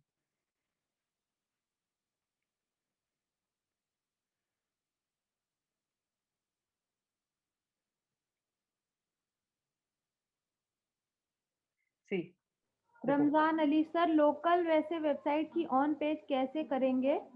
उसमें तो keywords again and again use होते हैं, तो क्या उससे कीवर्ड स्टफिंग होगी? लाइक नियर मी कीवर्ड्स और होटल्स इन दिल्ली और मुंबई एक्सेट्रा। इसको काइंडली लाइव एक्सप्लेन कर दीजिए। ठीक है, ठीक है। अब मेरे को ऑन द टॉप कोई ऐसी वेबसाइट याद नहीं आ रही, बट मैं आपको थोड़ा सा बता देता हूँ, ठीक है। अगर आप कीवर्ड स्टफिंग वो नहीं होगी अगर उन्होंने 2 से 3 कीवर्ड्स को डाला हुआ है, राइट। उन्होंने एक ही पैराग्राफ के अंदर 2 से 3 अगर फोकस करके डाल दिए हैं, या उन्होंने टाइटल के अंदर डाल दिए हैं, तो वो कीवर्ड स्टफिंग नहीं होगी। ऑफ कोर्स ये बात है, क्योंकि वो एक स्पेसिफिक कीवर्ड को वो नहीं कर रहे। मैंने आपको ये बताया था ना कि एक प्राइमरी लेंगे, बाकी सेकेंडरी लेंगे। तो अगर आप एक पैराग्राफ में सारे यूज कर सकते हो तो वो सारे आपके कीवर्ड फोकस्ड होंगे।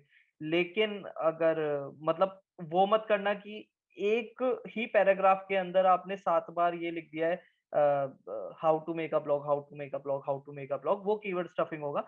और मैंने आपको स्टार्टिंग के अंदर, क्लास के अंदर यही बताया था, मैंने कहा था ये मैट्रिक्स है, बेसिकली यूजर एक्सपीरियंस ज्यादा मैटर करता है। तो मैट्रिक्स का मतलब ये है कि ऐसे वर्क कर रहा है। ये पॉइंट्स हैं जो कि वर्क कर रहे हैं। इसका मतलब ये नहीं है कि यही है सब, ठीक है? अगर आपका ज़रूरत है, ठीक है? आपको कीवर्ड तीसरी बार डालना है, तो आप डाल सकते हो, तो आप डाल सकते हो, ठीक है? अच्छा एक और क्वेश्चन, समझ में आ गया रमज़ान? कि आप डाल सकते हो बट गूगल बोलता है कि कीवर्ड डेंसिटी ये होनी चाहिए या मार्केटर्स जिन्होंने मतलब ट्राई किया हुआ है उन्होंने बोला है कि ये वर्क करनी चाहिए और वर्क कर रही है। तो अगर आपको तीसरी बार डालना है तो ऐसी कोई बहुत बड़ी चीज़ नहीं है, लेकिन कोशिश कीजिए कि स्टफ़ ना लगे। स्टफ़ मतलब बेसिकली खुद को ही ना लगे कि मैं जानबूझ के कीवर्ड डालना चाह रहा हूँ। अगर उस चीज़ की बात हो रही है वहाँ तो वो ज़रूर हो, ठीक है? शायद मैंने आंसर दे दिया है। Next is my keyword is car service near me, can I add it in title description everywhere? वही बात हो रही है एनोनिमस अटेंडी। आप ना पहली बात नाम लिख लीजिए सो दैट ईज़ी होगा, मैंने नेक्स्ट क्लास में भी आपको बोला था। तो कार सर्विस नियर मी मैं आपको यही बताना चाह रहा हूँ कि स्टफिंग जब तक नहीं होगा जब तक कि आप बार-बार उसे यूज़ नहीं करते। ऑफ़ कोर्स सी बात है, एक ब्लैक हैट एसईओ करके भी चीज़ है, उससे लोग बहुत जल्दी रैंक कर जाते हैं, ठीक है? लेकिन वो चीज़ें नहीं करनी चाहिए, लॉन्ग टर्म के लिए आपकी वेबसाइट के लिए अच्छी नहीं होती, वो आपकी हेल्थ को गिराती है। हर एक वेबसाइट की जो रैंक होती है, वो पीछे कुछ पॉइंट्स मतलब गूगल यूज़ करता है कि वो कहता है कि अच्छा इन्होंने ये चीज़ ऐसे-ऐसे वर्क कर रखा है और ऐसे होता है। तो उन्होंने हर उसका एक डाटा तैयार किया हुआ है। तो मतलब लॉन्ग टर्म के लिए वो यूज़फुल नहीं होती है। अगर आपको लॉन्ग टर्म फ़ोकस होके चलाना है कि आपको ब्लॉगिंग अगर लॉन्ग टर्म करनी है या आपको देखना है कि ये वेबसाइट काम की है, तो फिर उस तरीके से ही वर्क करो और मतलब शॉर्ट टर्म कोई फ़ायदा नहीं है कि आपने 3 महीने के लिए वेबसाइट बनाई और फिर उसके अंदर मतलब गलत चीज़ें करके लोगों को ले आए और उसके बाद फिर तो वो सब नहीं ट्राई करना चाहिए मेरे हिसाब से और ना मैं बता रहा हूँ आपको वो सब करो। ठीक है? तो आप के ऊपर है ये कि आप हाँ, मतलब डिस्क्रिप्शन और हर जगह पे आपका होना चाहिए वो कीवर्ड। हाँ, ये होना चाहिए कि आपके टाइटल के अंदर, आपके ऑल्ट टैग्स के अंदर मैंने अभी यही बात करी है। डिस्क्रिप्शन के अंदर और पैराग्राफ्स के अंदर हर जगह पे टाइटल होना चाहिए। How this will help in increasing the business. अगर आपके अगर आपके किसी भी पर्टिकुलर कीवर्ड पे आपकी साइट जो होती है वो रैंक कर जाती है, तो वो उस कीवर्ड पे जो भी लोग सर्च करने आएँगे, तो वो अगर आपके टॉप 10 रिज़ल्ट या टॉप 3 रिज़ल्ट के अंदर आएगी, तो आपको कुछ नहीं करना। आप अभी क्या कर रहे होगे, फेसबुक से एड्स लेकर वो एड्स के थ्रू ट्रैफ़िक लेकर आ रहे होगे, गूगल के एड्स के थ्रू ट्रैफ़िक लेकर आ रहे होगे या कहीं और से ट्रैफ़िक लेकर आ रहे होगे क्योंकि वेबसाइट तो इसलिए वेबसाइट सिर्फ़ दिखाने के लिए थोड़ी ना बनाई है। उसमें ट्रैफ़िक नहीं होगा तो उस वेबसाइट का क्या फ़ायदा है? अगर दुकान के ऊपर लोग खरीदने नहीं आएँगे, तो उस दुकान का क्या फ़ायदा? राइट? तो उस वेबसाइट को बनाया तो उससे ऑर्गेनिक ट्रैफिक आता है। ऑर्गेनिक ट्रैफिक का मतलब है फ्री ट्रैफिक आता है। तो इस बात का ध्यान रखिए कि आपको फ्री ट्रैफिक मिलेगा ये एसईओ से, सर्च इंजन से। अभी हम सर्च इंजन की बात कर रहे हैं। सर्च इंजन का मतलब है गूगल, याहू, अभी हम गूगल बेस पे चल रहे हैं, याहू पे भी सेम है ये सब चीज़ें, बिंग पे भी सेम है, तो वही चीज़, ठीक है?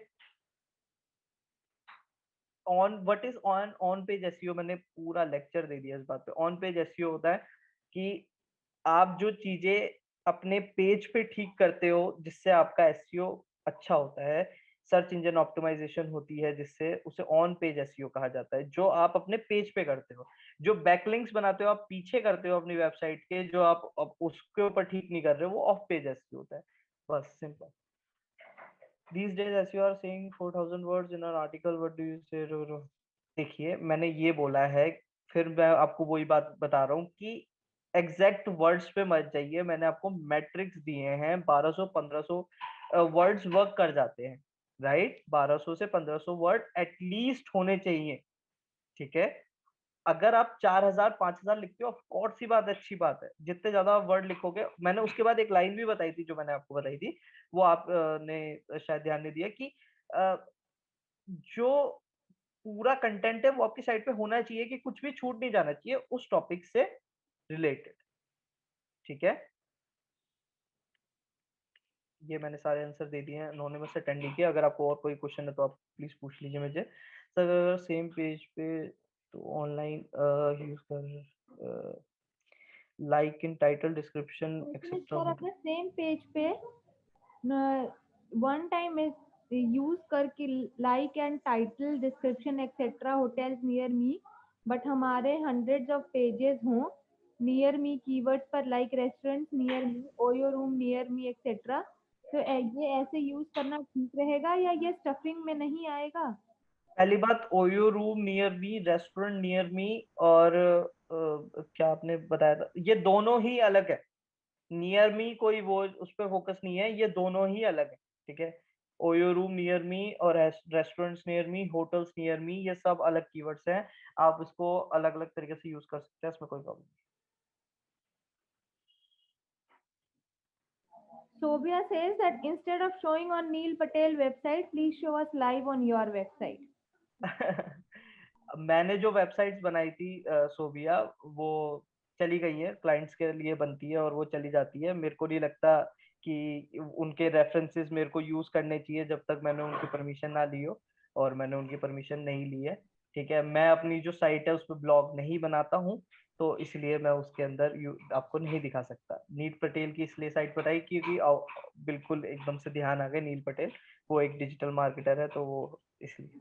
ठीक है, तो अभी इस तरीके से वर्क करता है कि मेरा अभी एग्जैक्ट कोई अभी ब्लॉग लाइव नहीं है जो कि मैं आपको दिखा पाऊँ। जो हम क्लाइंट्स के लिए बनाते हैं वो चली जाती है लोगों पे, और उनका मैं यूज नहीं कर सकता।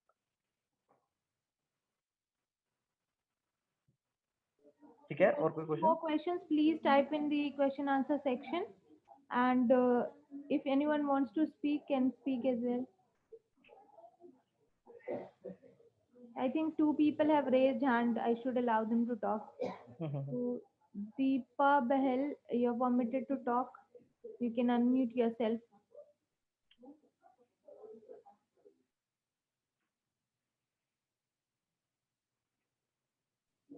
Deepa, are you willing to say something?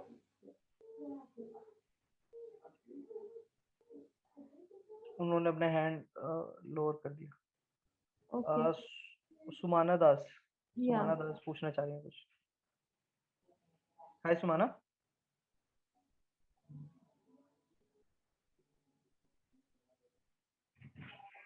I think आपको आपको टॉकिंग परमिशन दे दी गई है, तो आप पूछ सकते हैं।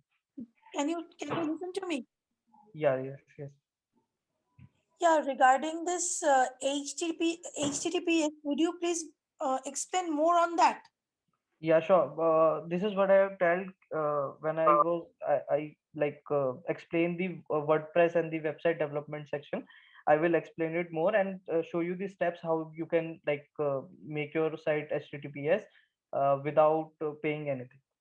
I will tell you that, because today's topic is whole different. Today is like introduction part of this, because like I want to tell you this is important, but how to use it I will tell you in the WordPress section of this whole class.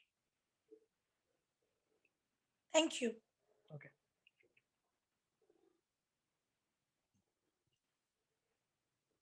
Okay, so last मेरे ख्याल से अब कोई question नहीं है, और कुछ किसी को कुछ पूछना भी नहीं है, तो हम लास्ट मॉड्यूल को कंप्लीट करते हैं, और उसके बाद कोई आपके क्वेश्चन हो तो आप प्लीज पूछिएगा, और उसके बाद हम खत्म करेंगे। जो हमारा लास्ट मॉड्यूल है वो है हमारा कलर साइकोलॉजी के ऊपर।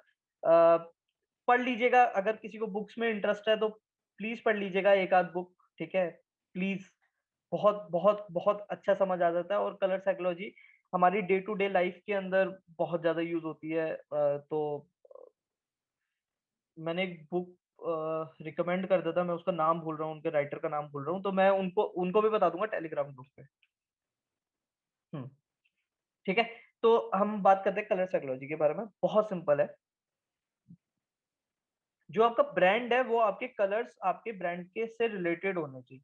ठीक है, अगर आपका ब्रांड फूड के बारे में है या आपका ब्रांड ग्रीनरी के बारे में, तो आपका ग्रीन कलर होना चाहिए। हेल्दी फूड के बारे में तो हेल्दी ग्रीन कलर होना चाहिए, क्योंकि ग्रीन कलर हमें क्या क्या चीजें बताता है, राइट? और वो हमें बताता है कि कोई क्लीन इन्वायरमेंट के बारे में बात हो रही है, नेचर के बारे में बात हो रही है, फूड हेल्दी फूड के बारे में बात हो रही है, एक्टिवनेस के बारे में बात हो रही है। तो इन सब चीजों के बारे में ग्रीन कलर करता है, राइट? तो इसी तरीके से अलग अलग कलर्स होते हैं। अच्छा, दूसरी बात, मैं आप सबको चाहता हूँ कि जो font normal website content management system CMS देते हैं। सीएमएस होता है जैसे वर्डप्रेस, उस पे भी बात करेंगे, सॉरी। सीएमएस होता है content management system like Wix, WordPress और बाकी सब चीजें, ठीक है, जिसके अंदर आपको खुद की वेबसाइट नहीं बनानी होती, उन्होंने एक पैनल दे रखा होता है, उससे आप रेगुलेट करके आप अपना कंटेंट बना सकते हैं, ठीक है। तो अब उसके अंदर आपको कोई पहले से ही मिले होते हैं कुछ फ़ॉन्ट्स, ठीक है। मैं चाहता हूँ कि आप और फ़ॉन्ट्स को देखें और आप देखें कि कौन-सा फ़ॉन्ट आपकी वेबसाइट पे बेस्ट लगेगा, ठीक है? और उनको यूज़ करें। जो फ़ॉन्ट ज़्यादातर यूज़ होते हैं ज या अच्छे लगते हैं, वो होते हैं मॉन्स्ट्रेटा, ये लिख लीजिए, और रेलवे। रेलवे की स्पेलिंग है RALEWAY। ये थोड़ा-थोड़ा सा गूगल जैसा लगता है, रेलवे जो वाला मैं आपको बता रहा हूँ। थोड़ा-सा गूगल गूगल जो फ़ॉन्ट यूज़ करता है उसकी तरह यूज़ होता है, तो उसकी तरह दिखता है, तो अच्छा लगता है। और मॉन्स्ट्रेटा थोड़ा-सा विड्थ में जाता है और ईज़ी टू रीड होता है, तो इस ठीक है, तो हम नेक्स्ट पे चलते हैं। अच्छा, ये मैं आप सबको बता चुका हूँ कि सिमिलर कीवर्ड्स होने चाहिए, स्टफिंग नहीं होनी चाहिए, कीवर्ड डेंसिटी 1.5 टू 2 होनी चाहिए। और हाँ, हाँ, हाँ, हाँ। जो हमारी जो साइट होनी चाहिए वो मोबाइल फ्रेंडली होनी चाहिए। ये वैसे मैं आपको वर्डप्रेस वाले टाइम पे पूरा अच्छे से बताना वाला था, लेकिन इसमें भी आप जान लीजिए कि अगर आप हम मोस्ट ऑफ द टाइम अब जो कंटेंट हम वेबसाइट्स को या किसी भी चीज़ को ओपन कर रहे हैं, वो मोबाइल पे कर रहे हैं, है ना? तो वो अच्छे से मोबाइल पे खुलनी चाहिए। वो वेबसाइट सिर्फ़ कंप्यूटर पे अच्छी नहीं लगनी चाहिए, जब वो छोटी स्क्रीन पे आए, तो वो छोटी स्क्रीन पे भी अच्छी लगनी चाहिए, उसको भी कैलिब्रेट करना आपको आना चाहिए। ठीक है? और वो पता होना चाहिए, वो मैं आपको वर्डप्रेस जब हम करेंगे तब मैं आपको बताऊँगा किस तरीके से आपको मोबाइल फ्रेंडली वेबसाइट बनानी है, कौन-सी थीम यूज़ करनी है, कैसे यूज़ करनी है, कैसे फ्री डाउनलोड होगी, सब कुछ फ्री है। मतलब कोई ऐसा नहीं होगा कि मैं पेड आपको बताऊँगा, पेड ऑफ कोर्स सी बात है, थोड़ा-सा बेटर होगा अगर आप इन्वेस्ट करना चाहते हो तो आप उसमें इन्वेस्ट कर सकते हैं। बट आपकी साइट मोबाइल फ्रेंडली होनी चाहिए, गूगल की एक गाइडलाइन है, जिसके थ्रू आप क्यों उसकी गाइडलाइन इसलिए है क्योंकि वो अपने मोबाइल प्लेटफ़ॉर्म्स को बढ़ा रहा है, क्योंकि उसको लगता है कि फ्यूचर के अंदर सिर्फ मोबाइल्स ही बच जाएँगे, लैपटॉप्स धीरे-धीरे हम चीज़ों को, टेक्नोलॉजी को छोटा देख रहे हैं। मतलब तो एक टाइम आएगा कि उसी पे सारे काम हो जाएँगे या फिर उसके अंदर कुछ इनोवेशंस होंगी। तो इसलिए वो चाहता है कि जो भी आपका हो वो मोबाइल पे ज़रूर अच्छा लगे। प्लस मोबाइल के व्यूअर्स डेस्कटॉप के व्यूअर्स को क्रॉस कर चुके हैं, तो इस बात को भी ध्यान रखें। अच्छा, अब जो कलर साइकोलॉजी की हम बात कर रहे थे, वो उस पे आते हैं। देखिए, क्या लोग क्या कलर यूज़ करते हैं, कौन-सी कंपनी कौन से कलर यूज़ करती है और क्यों करती है, ठीक है? जो रेड कलर होता है, ये आपको उस पे मिल जाएगा, ये आपको गूगल पे भी मिल जाएगा, ये आपको मैं जो पीपीटी शेयर करूँगा उसके अंदर भी उसी के अंदर है, ठीक है? रेड के अंदर क्या-क्या हमें बताता है, हमारी जो कलर रेड है वो हमें क्या-क्या बताता है, वो हमें बताता है passionate, active, exciting, bold, energy, youthful, physical, pioneering, leader, will power, confidence, ambitious, power, ठीक है? ये सब चीज़ें हमें रेड बताता है। ठीक है? तो इसीलिए कौन-कौन से लोग इन्हें यूज़ करते हैं? केलॉग्स, क्योंकि वो क्या ब्रांड है कि आपको ब्रेकफ़ास्ट जो होगा बहुत हेल्दी होगा, बहुत पावरफुल होगा, आप पूरे दिन का निकाल लेंगे अगर आप खाएँगे, ठीक है? वर्जिन हाँ, वर्जिन ही है ये, ये आपको बताना चाहता है कि हम बोल्ड हैं और इस तरीके से आपको दिखाना चाहता है, ये एक मोबाइल कंपनी है, ठीक है? लेगो एक्टिव दिखाना चाहता है कि बच्चे एक्टिव हो जाएँगे और इस तरीके से। कोका कोला ये भी आपको सेम दिखाना चाहता है कि हम कोल्ड ड्रिंक है बट हम मतलब थोड़े एम्बिशियस हैं और ये सब है। रेड बुल एनर्जी ड्रिंक, ठीक है ना? इस तरीके से पिंक क्या बताता है? Love, calm, respect, warmth, long term, feminine sorry fem feminine ही बोलते हैं शायद, हाँ, अगर मैं गलत प्रोनाउंस कर रहा हूँ तो sorry. Intuitive, care, assertive, sensitive, nature, possibilities, unconditional, ये सब चीज़ें। ठीक है? Same purple, deep creative original simulations और फैंटेसी और रिस्पेक्टेबल और ये सारे उनको यूज़ करते हैं। तो इसी तरीके से हर एक कलर का कुछ रीज़न होता है, कुछ पर्पस होता है और वो कुछ एक चीज़ हमारे सबकॉन्शियस माइंड पे मतलब अगर हम कोई स्पेसिफिक कलर देखते हैं तो हमारे सबकॉन्शियस माइंड में या हमारे माइंड के अंदर कुछ अलग पार्ट्स जो होते हैं वो ब्राइट अप होते हैं, जिसकी वज़ह से कुछ अलग चीज़ें होती हैं, हमारे दिमाग के अंदर कुछ अलग केमिकल्स रिलीज़ होते हैं, और उसकी वजह से हम कुछ अलग, किसी अलग कलर को देख के कुछ अलग सोचते हैं और किसी अलग कलर को देख के कुछ अलग सोचते हैं।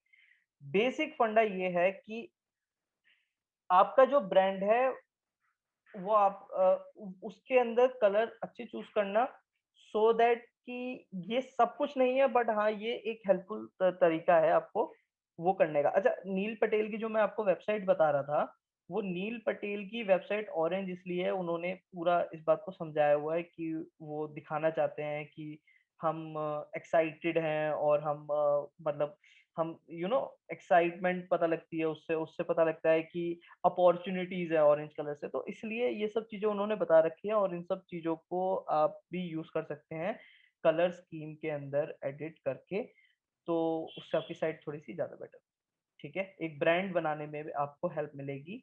ब्रांड, गूगल ब्रांड्स पे फोकस करता है, एफबी अगर आप लिखोगे तो फेसबुक पे ही लेकर जाएगा और किसी चीज पे नहीं लेकर जाएगा। इंस्टा की अगर गर्ल्स पेरेंट लिखोगे तो आपको इंस्टाग्राम पे ही लेकर जाएगा और कहीं नहीं लेकर जाएगा, क्योंकि अगर आपका एक ब्रांड बन जाता है और गूगल उसे समझ लेता है कि आपका ये ब्रांड है और आपके इतने सारे फॉलोइंग है, तो वो आपको और प्रमोट करता है।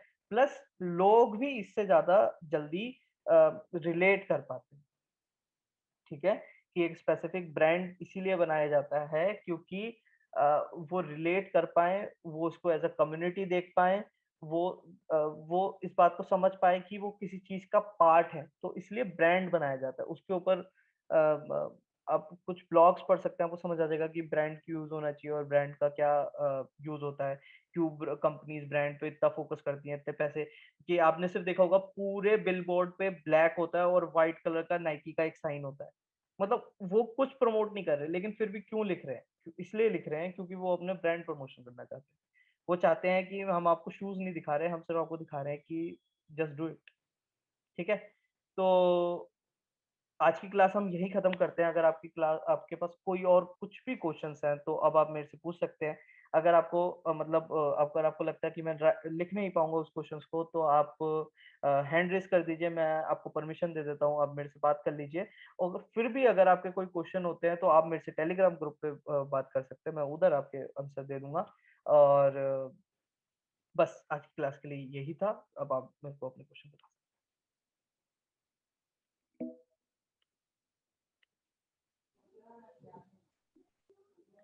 So we have question from Ramzan Ali. The similar question again, I think. Sir अगर मल्टीपल नियर मी कीवर्ड्स और पर पेजेस हों तो उसकी मेटा टाइटल एंड डिस्क्रिप्शन में जस्ट कीवर्ड्स राइट कर सकते हैं लाइक होटल नियर मी और only in meta title and description, और we have to write 150 words? If yes then how we write meta description? यार। हाँ, ये बिल्कुल सेम क्वेश्चन है रमजान। देखिए, मैं आपको समझाऊं। जो होटल नियर मी है और जो ओयो नियर मी है और जो रेस्टोरेंट नियर मी है, ये अपने में तीन अलग कीवर्ड्स हैं। नियर मी पे फोकस होके मत लिखिए। अगर आपने तीनों के अंदर आपने लिखा है और अगर आपने तीनों के अंदर अलग अलग टैग्स से किया है तो उसमें आपको कोई दिक्कत नहीं आएगी, अनटिल अनलेस वो रेलिवेंट नहीं है। रेलिवेंट मतलब कि एक चीज होती है कि आपको पता है कि ये स्टेप्स हैं, लेकिन एक चीज होती है आपको ये पता है कि सॉरी, इस जगह पे इसकी जरूरत ही नहीं है, मैं सिर्फ कीवर्ड डालने के लिए ही इसमें इधर डाल रहा हूँ, तो वो मत कीजिए। हो सकता है कि आप जल्दी रैंक कर जाएं, लेकिन फिर लोग उस पर क्लिक इसलिए करें क्योंकि आपने वो टैग डाला हुआ था, और फिर वो देखें कि ये तो इन्फॉर्मेशन उन्हें चाहिए ही नहीं थी, और फिर वो बाउंस ऑफ कर जाए। फिर जैसे ही वो एक बंदा बाउंस करेगा, उससे गूगल को पता लग जाएगा कि ये उसके बारे में नहीं है, फिर वो आपकी रैंकिंग गिरा देगा या नहीं बढ़ाएगा, जो भी है। तो ये है इसका आंसर कि वो तीनों चीजें अलग हैं। अगर आपको रेलिवेंट लग रहा है उसके अंदर, तो आप उसके अंदर डाल सकते हैं। मेटा के अंदर भी डाल सकते हैं, टाइटल के अंदर भी डाल सकते हैं, डिस्क्रिप्शन के अंदर भी डाल सकते हैं, इमेजेस और टेक्स्ट के अंदर भी डाल सकते हैं। ये तीनों अलग कीवर्ड्स हैं और आप इनको इस तरीके से यूज कर सकते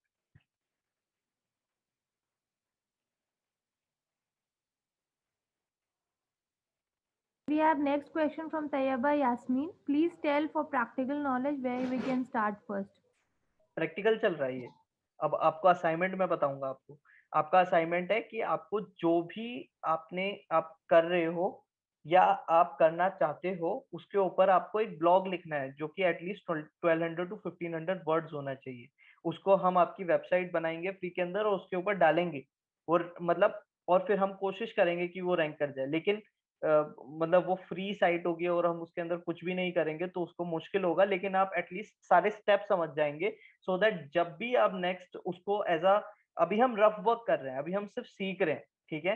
तो जैसे ही आप इसको कंप्लीट करेंगे और जब हम वो सब चीज़ें कर पाएँगे, तो यही सारी चीज़ें हैं, आप उनको यूज़ करके अपनी साइट को इंक्रीज़ कर सकते हैं। तो ये सारा प्रैक्टिकली हो रहा है, मैंने आपको एक बताया है कि ये कैसे-कैसे वर्क करना है, बिल्कुल स्टेप वाइज़ और अब आपको इसका क्या करना है, प्रैक्टिकल करना है।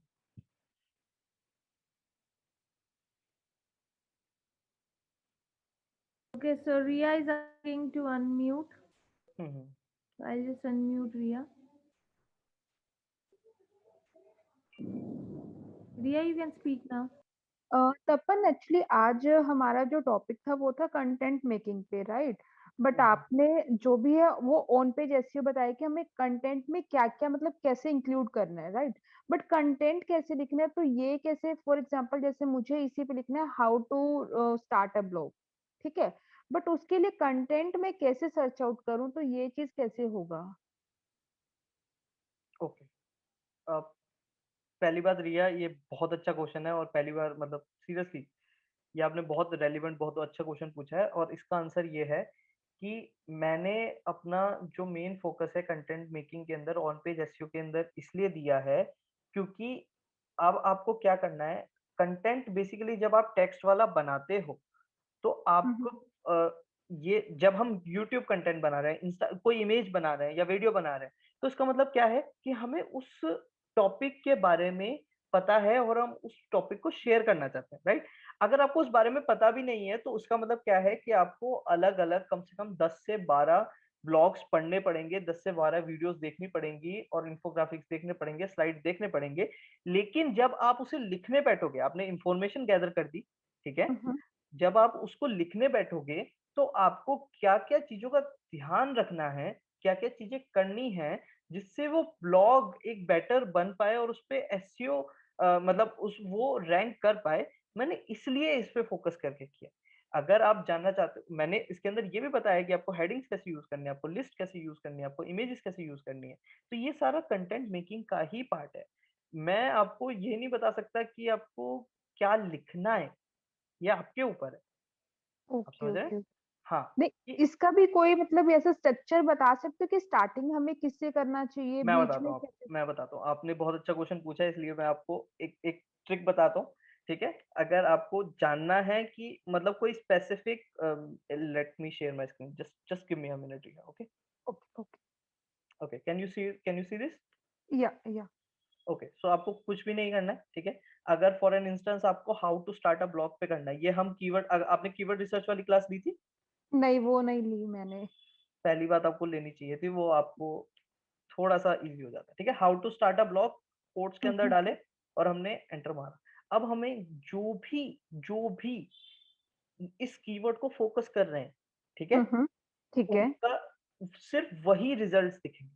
अब आपको क्या करना है? आपको रिसर्च करनी है। आपको रिसर्च मोड पे आना है और आपको ये सारे ब्लॉग्स पढ़ने हैं बैठ के, जिससे ठीक है। आपको बेसिक स्ट्रक्चर देखिए अच्छा, आपने जो पूछा उससे एक बहुत जो मैं अभी बात कर रहा था देखिए लेफ्ट और राइट के अंदर कुछ भी नहीं होगा, ठीक है? और बीच के अंदर ये सारी इन्फॉर्मेशन है विद टेक्स्ट। ये ऐसा क्यों यूज़ किया है कि हमारे आई बॉल्स जो है ज़्यादा ना हिले और हम फ़ोकस होके किसी भी चीज़ को पढ़ पाएँ। ये जो मैं अभी 2 मिनट पहले बात कर रहा था, उसी का लाइव एग्ज़ाम्पल है। अच्छा, अब आपको ये सब पढ़ना है, हुँ, हुँ। ठीक है? और ओके। इसके जैसे एटलीस्ट 3, 4, 5 ब्लॉग्स पढ़ लेने हैं, ठीक है? और उसके ठीक बाद है। आपको वीडियोज़ देख लेनी है इसके ऊपर, जिससे आपका पूरा कॉन्सेप्ट क्लियर हो जाए।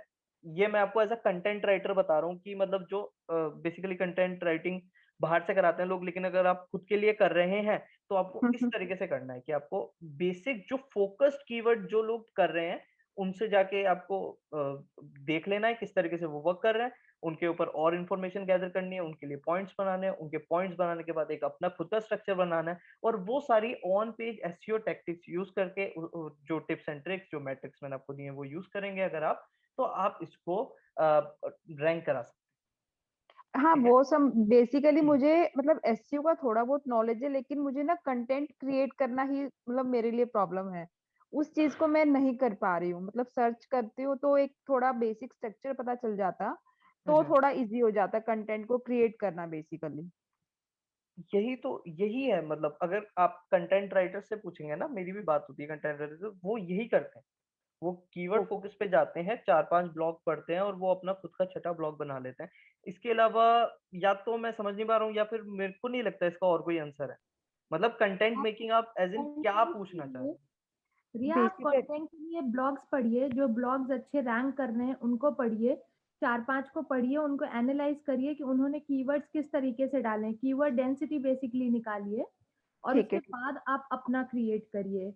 और ये आपको इंश्योर करना होगा कि आपके ब्लॉग में इंफॉर्मेशन रेलिवेंट हो, वरना सिमिलर आप जब भी ब्लॉग पढ़ोगे किसी भी टॉपिक पे बनाओगे तो आप ये देखोगे कि मल्टीपल ब्लॉग्स पढ़ोगे, 4-5 ब्लॉग्स पढ़ोगे तो you will find the information is same, बस उसे यस, खाली ऊपर-नीचे पैराग्राफ कर दिया गया है।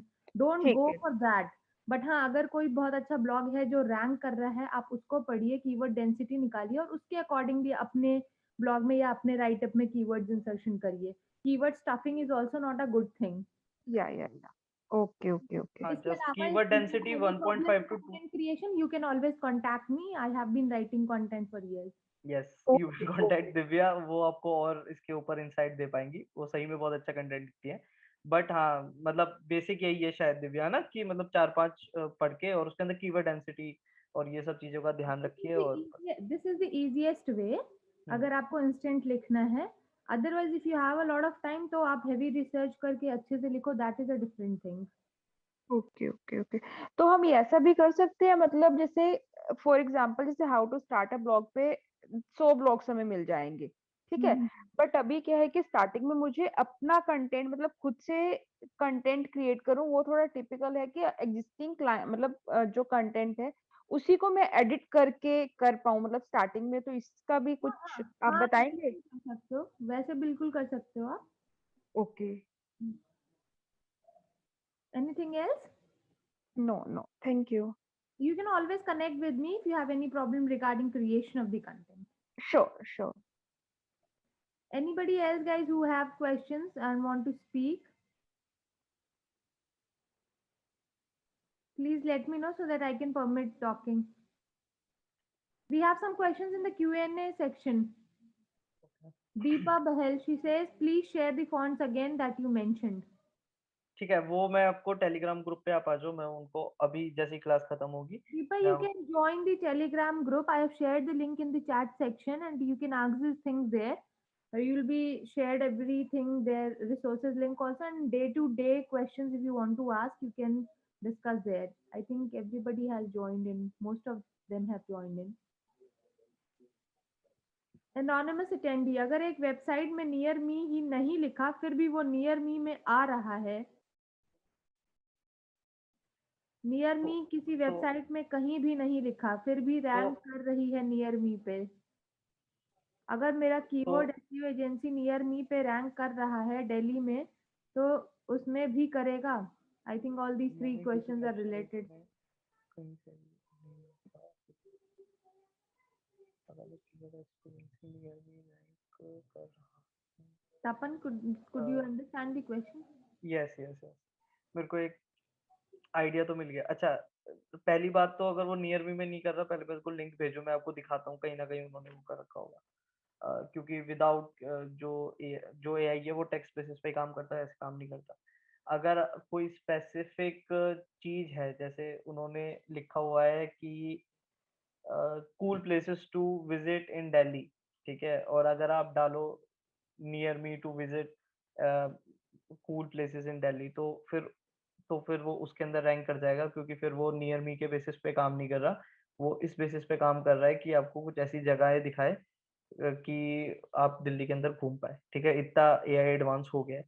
और अगर मैं keyword SEO agency near me rank पर कर रहा हूँ दिल्ली में, तो यूएसए में भी करेगा, नहीं करेगा, मतलब नहीं करेगा नियर मी के अंदर। और पहली बात, नियर मी इतना ज्यादा कंपटीशन नहीं, हाँ वो करेगा लेकिन वो बहुत पीछे आएगा। नियर मी के अंदर अगर आप यूज करोगे तो वो बहुत पीछे आएगा। अगर नियर मी टैग्स यूज होते हैं तो ज्यादातर फोकस ये किया जाता है कि किसी स्पेसिफिक प्लेस को फोकस रखकर ही किया जाए, जैसे नियर मी इन दिल्ली, या फिर इसको लिखकर किया जाए। अगर आपने सिर्फ नियर मी डाल रखा है, पहली बात तो इतना ज्यादा कंपटीशन होगा, क्योंकि पर प्लेसेस के हिसाब से भी वो नियर मी को वो करेगा। दूसरा, वो ये भी फोकस करेगा कि किसी ने सिर्फ नियर मी पे कर रखा है। तो this is what I don't recommend, but हाँ, आप ट्राई कर सकते हो। देखो, digital marketing try and error है कि आप एक बार ट्राई कर सकते हो, तो आप देख सकते हो कि वो वर्क करेगा। Then we have question from Ramzan Ali. Sir, I understand your answer, but if we write only keyword in title and description, no any other word, and we have hundreds of near me keywords, तो क्या ऐसा कर सकते हैं? If no, then how we should write meta description for near me keywords? If we have lots of near me page, but each has different keyword like hotel near me, hospital near me, gas station near me, etc. Kindly explain meta description writing for this type of keywords with example. I'm confused about it. मेरे को exactly exactly पता है आपने और anonymous ने कौन सी videos या कौन सा ब्लॉग पढ़ा हुआ है, ठीक है। मतलब ये ठीक है, ठीक है, इसका आंसर ये है कि एज सिंपल एज दैट कि आपको जो टाइटल और डिस्क्रिप्शन लिखने हैं वो किसी यूजर के लिए लिखने हैं, तो वो सेंस बनाने चाहिए, सिर्फ कीवर्ड नहीं होना चाहिए। तो एक टाइटल में अगर आप अपना कीवर्ड डाल सकते हो, तो आपको उस टाइटल के अंदर अपना कीवर्ड डाल के उसमें लिख देना है विद डिस्क्रिप्शन। ठीक है, इसका आंसर यही है कि अगर वो जो आपका कीवर्ड है, जैसे अभी हमने लिखा था how to start a blog, how to start a blog in under $100, ठीक है, अंडर $100, या how to start a blog free, या मतलब इस तरीके से अगर आपका कुछ वो टाइटल के अंदर जा रहा है, तो आप लगा दो, उसमें कोई स्टफिंग कुछ गलत नहीं होगा, कैसे भी नहीं होगा, नियर भी वर्क कर जाएगा। Next question is from Jyoti. मैं लाइव इंटरव्यू लेती हूँ इंस्टाग्राम पर to motivate others from success person journey and also giving plateau to growing person to introduce by interview. So it depends on their journey. So any suggestions for that, like contents में special क्या cover करूँ? Okay, ये blog से related पूछ रहे हो या social media से रिलेटेड पूछ रहे हो? This is a video, I think. हाँ, मतलब तो अगर आप इसे ब्लॉग बनाना चाहते हो, तो उसकी ट्रांसक्रिप्ट को एज अ ब्लॉग में लिख दीजिए और अपने ब्लॉग में डाल दीजिए, और अपनी हर वीडियो के एंड में उस लिंक को शेयर कर सकते हैं। और ये बहुत बहुत बहुत अच्छा वर्क करता है। आपने सिर्फ एक कंटेंट से 2 कंटेंट बना लिए हैं, पहली चीज। और उसके अंदर ज्यादा कुछ करना नहीं होता, वीडियो ट्रांसक्रिप्शन हो जाते हैं, या फ्रीलांसर भी हायर कर सकते हो, या खुद भी लिख सकते हो। तो अगर आप इस सेंस में पूछ रहे थे, तो ये आंसर है उसका सेम। आप जो आप सोशल मीडिया पे करते हो, उसका आपने बनाया, आपने उसी वीडियो को अपने ब्लॉग में शेयर करी विद उसके टेक्स्ट के साथ। अगर किसी को वीडियो में समझ नहीं आया, तो उसके टेक्स्ट के साथ आपने उसको कर दी, जिससे वो ब्लॉग पढ़ पाए लोग जो इंटरेस्टेड है टेक्स्ट के अंदर। अगर आप इंटरव्यू बेस्ड क्वेश्चन पूछ रहे हो, तो इंटरव्यू बेस्ड क्वेश्चन देखो इस तरीके से हो सकते हैं कि मतलब कि एक एक बुक है, एरन पीस की है शायद वो, ठीक है, how to take a interview, वो देख लेना, बहुत छोटी बुक है, बहुत इतनी पतली सी बुक है। और उसको पढ़ लेना एक बार। और दूसरी बात कि यार मैं ऐसे नहीं बता सकता, लेकिन वो इस तरीके से रहेगा कि उनकी जर्नी के बारे में आप बात कर सकते हो, उनकी लाइफस्टाइल के बारे में आप बात कर सकते हो, उनकी लाइफस्टाइल ऐसी क्यों है इनके ऊपर आप बात कर सकते हो, उनके चाइल्डहुड के बारे में बात कर सकते हो, उनका चाइल्डहुड ऐसा क्यों है उसके बारे में बात कर सकते हो। कोशिश करो कि आप एक क्वेश्चन से 5 क्वेश्चन बना पाओ। अगर आप ऐसे कर लोगे, तो आप कम से कम 200 से 500 क्वेश्चन बना पाओगे, और 200 से 500 क्वेश्चन के अंदर कुछ अच्छे 50 से 25 क्वेश्चन आप सेलेक्ट कर पाओगे, और उस 25 से क्वेश्चन के अंदर से आप कुछ 10 से 15 पूछ पाओगे। मतलब 25 में से 10 से 15 अच्छे आंसर्स निकाल पाओगे, और वो अपने इंटरनेट पे आप डाल सकते हो। दिव्या, ये ठीक है ना? मतलब दिव्या भी इस बारे में बहुत कुछ जानती है, तो दिव्या से भी आप पूछ सकते हैं। हाँ जी, ये सही है, आप ऐसे ट्राई करिए and once you you will definitely start getting the results and then we can do certain experiments as well. और हाँ, ठीक है। See, it is like digital marketing is about learning the tips and tricks, and then you have to experiment it using your brain. Hmm. So we can only tell you the tips and tricks and how to do the things. बाकी Hmm. आपको खुद चीजें पढ़ के खुद चीजें देख करके कि कौन क्या यूज कर रहा है, that you will have to use your things. And when you start doing the practicals, then only you will learn. अब कहीं पे अगर उस टाइम में कहीं आप फंसते हो, so you can always type in your queries in the group. We are there to answer. हाँ, मतलब मैं बेसिकली वही है कि स्टेप्स बता रहा हूँ, और अगर आप मतलब इस स्टेप से सब वर्क कर रहे हैं, तो मतलब अगर वो स्टेप्स आप यूज करोगे तो वर्क कर जाएगा, लेकिन फिर भी आपको ट्रायल एंड एरर करना पड़ेगा। हो सकता है उससे वर्क करे, हो सकता है नहीं करे, तो आपको 2-3 चीजें और ट्राई करनी पड़ेगी, ऐसे ही वर्क करते हैं। Sorry.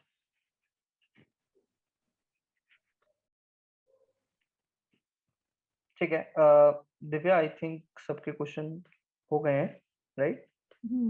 If anybody has any more questions, please type in the Q&A section. In case you do not have questions and want to speak, you can let me know. Else, we can bring this session to an end for the day. Before we leave, I'll just inform you the next session would be on Tuesday. I think that is 23rd Feb, right, Tapan? Yes. Yeah. So next would be on 23rd for Feb, 8 p.m. So, and you can use the same link to register and join.